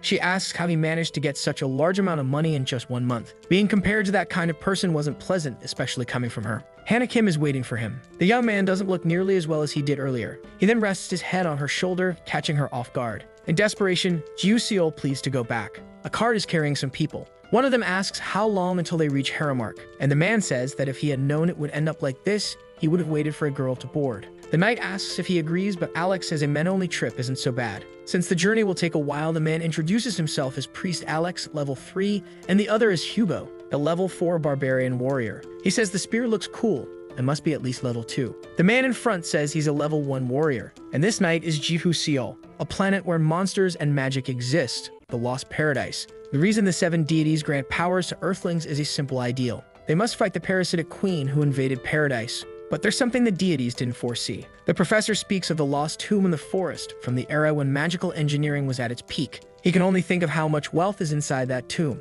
Meanwhile, the rest of the group follows in silence. What the deities didn't foresee is that human beings are petty. 7 days ago in Haramark, the sign outside already indicates it's a place for great fun, especially with food and drinks. The man announces he's looking for volunteers for an escort mission. He explains that Carp Diem and the team will be in charge of the escort, but they hope more people will join them. He grabs their attention by saying it's a royal family request with generous rewards. One of the knights asks where they're going and he says it's the forest of negativity. Everyone goes silent for a moment. Then they start laughing as if they heard the funniest joke ever. The man says he should have expected that as soon as he mentioned Carp Diem was coming too, and the other tells him to save the jokes for Earth. Very seriously, Samuel asks if he looks like he's joking. That's enough to make everyone go quiet. The man says not to go there, and that even the great priestess Rebecca barely escaped with her life. Another says that besides, there's not much to gain from it. The risk isn't worth it, not even for the royal family's reward. But something catches everyone's attention, and it really pisses Samuel off. They look at the hooded man sitting near the counter. One of the men tells him to pay attention to what Samuel is saying, but the man simply moves to take another bite of his meat. Some comment that they've never seen him around and that maybe he's from Scheherazade. That's a place where even a level 2 can get eliminated for acting arrogantly. The man stands up, saying there's a saying that even dogs deserve to be left alone while they're eating, but that's not the case here. The red-haired guy asks what he just said. Pulling back his hood, he says he's a level 1 and that his name is Seal, though he keeps his full name hidden. For some reason, he manages to surprise everyone. But warriors comment that he must be level 2 because of the magical spear, something a rookie would normally have, while others simply watch. Feeling offended, the man charges at him and says not to joke with him, but his punch is easily caught in time. Ju Seal still holds onto him, and the man realizes just how strong he is. Irritated, he channels mana through his body. However, it doesn't have the desired effect. The warrior is pretty tough, but he does feel a bit of the mana's pressure and starts to circulate his own mana through his body. That's when the man realizes he lied about his level. Ju Seal doesn't even try that hard, while the other man is left lying on the ground exhausted. He says that this whole thing ruined his appetite and asks what he's going to do about it. The bartender, watching the little scuffle, remembers that he ate at least 3 plates. The argument irritates people, and they accuse the man of lying about his level just to make the other drop his guard. Dodging a strike, he just watches. The red-haired man draws his sword, as do everyone else who are betting on his defeat. The man observes the complicated situation the rookie has gotten himself into, but no team will recruit him if he backs down now. Someone asks what's going on over there, asking if a fight is already starting. They step into the tavern and the door slams behind them, making a loud noise. It's Hugo and Alex who greet Seol. The boy greets the two of them. Samuel asks if they know each other, and Alex explains that they came together from Zura. Not understanding why everyone's pointing their swords at him, Hugo asks what's going on. Clearly not happy, he asks when Haramark started ganging up on a level 1 rookie. But the man says he's not level 1 and that he was fooled too. Only for Alex to confirm that he is, in fact, level 1, and that he personally checked his stat window. But the man disagrees, saying Seal beat him in mana flow and amplitude. He says Cinzia told him an interesting story, that among the March graduates, someone unusual had emerged, that he only did basic training for 2 months, and in the 3rd month took his first real mission. Then one day he picked an impossible rank mission and completed it alone. And then he finished top of the March graduate class, a gold mark. The knight says he's an irregular, just like Sung Xian. Then they call out to Jivu Seol. He tells the young man to make himself at home and says he owes them one. The coffee is being prepared. The man takes care of it while Seol and Hugo sit down. He thanks him for the help earlier. That makes Hugo laugh as he remembers how they once challenged Carpe Diem and Haramark, saying that's like saying you're going to log out of paradise. The man says the place has a bad reputation, but it's just a bunch of people who think they can do whatever they want, and Hugo says there are worse places. Someone comes down the stairs in a hurry. The woman asks when they got there. Seol seems a bit intimidated by her presence, just as the woman seems surprised to see him there. But then Hugo starts yelling that he already told her to dry herself properly and that she's getting the floor all wet, and she says she'll dry off eventually. Either way, that's not what matters to her right now. Walking over to Seol, she asks what this is, acting like it's no big deal. And the man says he's a guest, which she finds strange at that hour of the night. Throwing herself onto the sofa, she says she's never seen him before, but he replies that she'll be seeing him often. They introduce Cho Hong, the gem of the team, a level 4 sacred champion, but she insists he's laughing, which irritates her. As mentioned before, Hugo is the level 4 barbarian warrior and the bald one on the team, which he says is very stylish. And finally, he introduces himself as a level 5 archer and the team leader. This is Carpe Diem of Haramark, but Seol thinks his 9 eyes must be broken for seeing gold. Hugo says their motto is to do whatever they feel like and that happiness comes first. Meanwhile, Cho Hong asks if they're seriously thinking of putting Seol on the team. Excited, the man asks him to join and promises to take good care of him, but Seol, laughing awkwardly, says it's a bit sudden. The man explains that Seol will play the role of pack mule on the mission, and since it's his first expedition, he brought him along to show how things work, and that a promising talent like him would be well used in the team. Although he thinks of them as the Three Stooges, Seol understands that the gold color might indicate correlation, but he doesn't necessarily have to join their team. Cho Hong asks if all this is just him saying that Seol is basically just a rookie. He says his name when asked, but she keeps picking on his smile, saying he has no idea how terrifying Haramark is and asks if he wants a taste of what she can do. When he asks how to get a taste, Cho Hong wants to know what his problem is to have so much confidence. Meanwhile, he's drooling all over his drink, saying it's not coffee and tastes like medicine. Hugo asks what the plus alpha in the mission is, something they can gain even if it's not the priority. He explains that it's the same for Samuel's group, and that this is not a simple escort mission, revealing that they're going into the depths, right into the heart of the forest.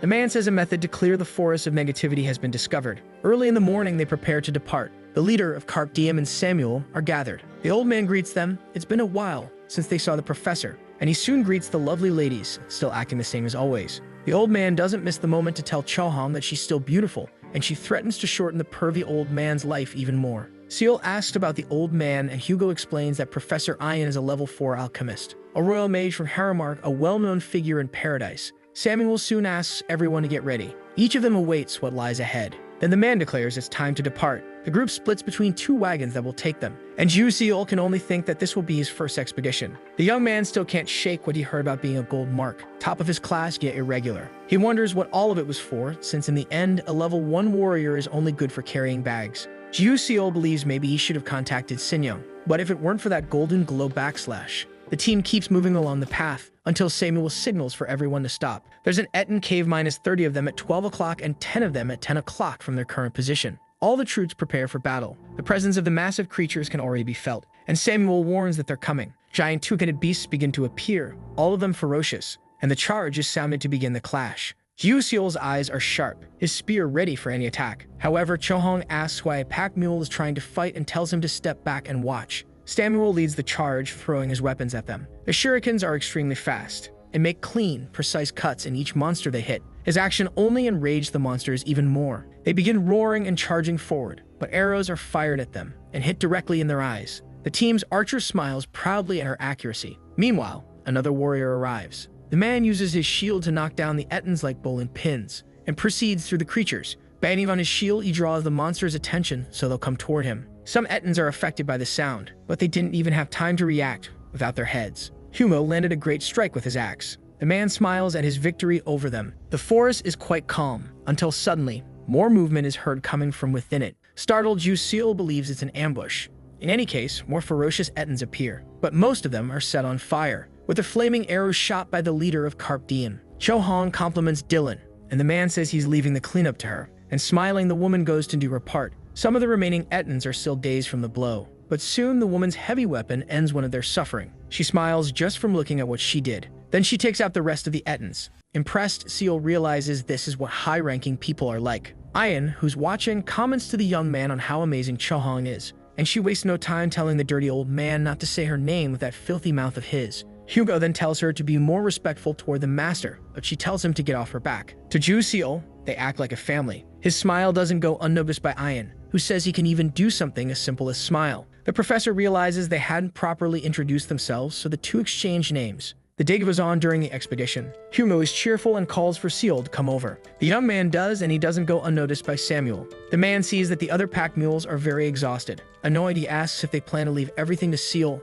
and the woman says that natives always slack off. They claim exhaustion, and even with weight expanding and reducing spells, it's still too much for them since they weren't blessed by the deities. But that doesn't sit well with Samuel. Still, Seal says he doesn't mind carrying it. The man asks if it's not too heavy, telling him not to overdo it since they'll be climbing a hill soon, but Seal sees it as training. Samuel agrees since it's not a problem for him. They watch the young man walk toward the other mules. Even Carp Diem notices, and Hugo walks up, saying he fits perfectly into the team. Chohong says he's not as fragile as she thought. Curious, Hugo asks what Dylan thinks of the idea, but the man says no way. Hugo tries to argue that Seal has potential and is dedicated, but that's exactly why Dylan rejects him. That leaves the two confused. To the leader, this is the most important period for Seal, and he needs a team that can lead the front line and provide support in the rear. And Hugo says that sounds a lot like their team. But Dylan says the old man is stepping down and doesn't have much confidence, and tells them not to forget they need a solution as soon as possible. Hugo tries asking Chohong for help, who seems to ignore him. But she says Dylan is the current leader,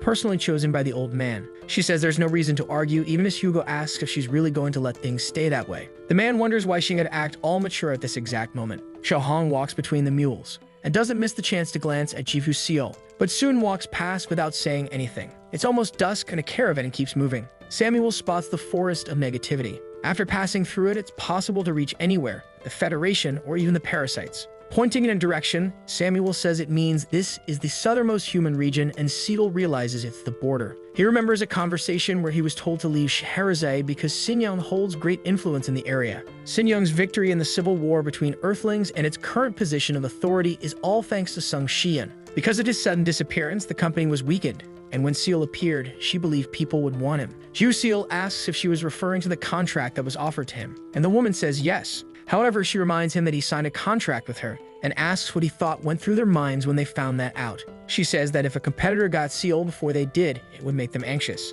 and asks if he doesn't think they try to destroy him before he reached a point of no return. Seal asks where he should go, and Kim suggests Haramark, a less dangerous region, though the risk of elimination is higher if he doesn't cross the border. Feeling awkward, he smiles, thinking he ended up right at the border. In the end, for him, it's easier to ask for forgiveness than permission. As it's almost night, the caravan stops and sets up its tents. Hyan says the place is just as he imagined, not being under a curse's influence, but rather under sorcery, something very powerful and ancient. Chohong asks what they should do since he had said there was a way to complete it, but he says of course there's a way. Ju Seal is curious and asks why it's called the Forest of Negativity. Ayan says it's surprising that a level 1 is asking that, and irritated, Chohong demands that he continue. People who enter the forest feel a strong urge to deny something, and no one knows what they'll deny, which makes things more dangerous. He wonders if it could be denying the existence of the ally beside them, or the desire to deny their weapon in the middle of battle, or even the urge to deny their own existence. That leaves everyone worried, and he tells them not to dwell on it. Ayan says that if the plan fails, they'll turn around and head back home. To provoke, Chohong asks if he's scared and tells him not to worry. Nuna will protect him. But Seal just gives a smile. While others move away, he takes a look around. With his ability, he can't see any color. Somewhere nearby, someone speaks about more having shown up, which is very good. Something urges them to come closer, because that way it can tear them to pieces while they're still alive. A new day begins for the expedition. Each of them has a potion, and Chohong asks if it will cleanse the deterioration of the mind. Ayan replies that it works up to a certain point and that the key factor is willpower. Each of them drinks the potion. Reveal emotions will be used as a catalyst to activate the spell in the forest. Whether they like it or not, people around them will be affected. Ayan only asks that they don't forget to stay calm. The caravan proceeds into the forest, and Ju Seal finds the place amazing, wondering if the Amazon rainforest is anything like this. Samuel is the first to notice something strange. Up ahead, there's something on the ground that the knight thinks is a person, but Samuel says no, and asks Khan what he's doing there. Shocked, Hugo asks how Khan ended up there. The knight says he went after him first before making the proposal to the others. Irritated, Samuel says he refused to come. He kicks the man's body for having lied to him. The man tries to calm him, saying it's not worth it now, since the guy's already dead. That doesn't help much, and Samuel raises his fist. leaving the other man very frightened. He says there's no way to calm down. He's never been this furious. But Alex keeps asking him to calm down. A dark aura surrounds Samuel. However, someone strikes him from behind. That only makes his rage worse. He turns to find out who it was. Now all this fury is directed at Dylan, until Ian speaks. Modus debilitate him, using his staff to cast a spell. A white light envelops Samuel, and all the rage he felt seems to vanish. Ian explains that he used a purification spell and that he should be fine now. Samuel apologizes for what happened. To him, it felt like everyone was trying to betray him. The professor says that in this case, he denied the trust of his allies. Seeing the result of this, the archer says the forest really is dangerous. Dylan notices that there are 10 footprints leading inward, but only Khan's footprints coming out. The woman recalls that his team had 8 members, and 2 sets probably belonged to the pack mules, but the question is about the other guy. Huda wants to know what could be capable of killing a level 5 royal guard and if anyone else made it out alive. Samuel is trying to draw his own conclusions. He notices claw marks on the armor, no matter how many times he looks. Suddenly, a strange sound makes everyone cover their ears. Seal wonders what it is, and if it's some kind of animal, he recognizes the sound. A massive beast carrying an axe lands on the ground, making the earth shake. With the head of a lion, it roars fiercely, prompting Ian to shout that it's a lioner. Frightened, everyone grabs their weapons. A shot is fired at the monster, which explodes, throwing it backward. The attack was from the shooter, Dylan. It's hard to tell what happened because of the smoke, but when it clears, they see the attack was blocked by the monster's weapon. Hugo realizes it's Khan's halberd. More lioners approach, surrounding them. Despite the situation, Samuel asks if this is the migration season. He wonders why beasts that live in the mountains have appeared there. Dylan declares that he will take care of the ones in the front. Hugo and Clara are assigned to the left side, while Samuel and Grace take the right side. And so Dylan gives the order to attack. Each pair heads to their designated side. The giant lion-faced monster charges forward. It doesn't go unnoticed by the leader of Carp Diem, who fires once again at the monster. The lioner stops running and realizes part of his body has been wounded. Its attention shifts to Dylan, the leader of Carp Diem. The monster roars and charges at him, but the man is quicker, disappearing from its line of sight. Dylan fires more arrows at the creature. All of them aim at the monster's back. However, it defends itself using its weapon as a shield, but a few still manage to strike its arm and leg, and it screams in both pain and rage. Luckily, even though he's a shooter, he performs exceptionally well in close combat. His aerial steps are fast, with no wasted movements. Dylan positions himself behind the monster, and the creature notices roaring at him. But the man is confident in this fight. It's clear he's toying with his opponent. 2 beasts together strike with their weapons. Grace manages to block the impact using her shield. 2 more appear surrounding her, but Samuel is alert and throws his shurikens, asking where they think they're going. Samuel's movements are also amazing, and his stars hit the lioners right on target. Even so, Ju Seol worries whether there's really any chance of victory. He notices Cho Hong standing beside him, watching the battle with a concerned expression. Humo is fighting a group of ferocious lioners, and he seems to be in trouble. The man yells at Clara to do something.